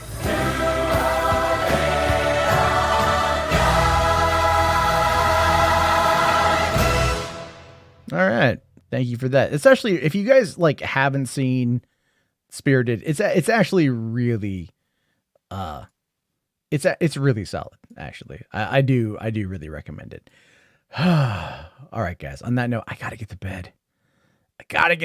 Guys. But I'll be back on tomorrow night. Obviously, we'll be doing more stuff because it's HWAD. It's how it always goes. Hollywood After Dark. I don't know why I did that. There we go. Yeah. But thank you all very much for hanging out with me the last couple hours. Good to be back, feeling better. I just got myself a little more rest to do. Have yourself a great night, everybody. Chill out. Go see a movie. Go watch Bullet Train. Netflix. Top 10 movie. It's good stuff. I'll see you guys later. Have a good one. Peace out.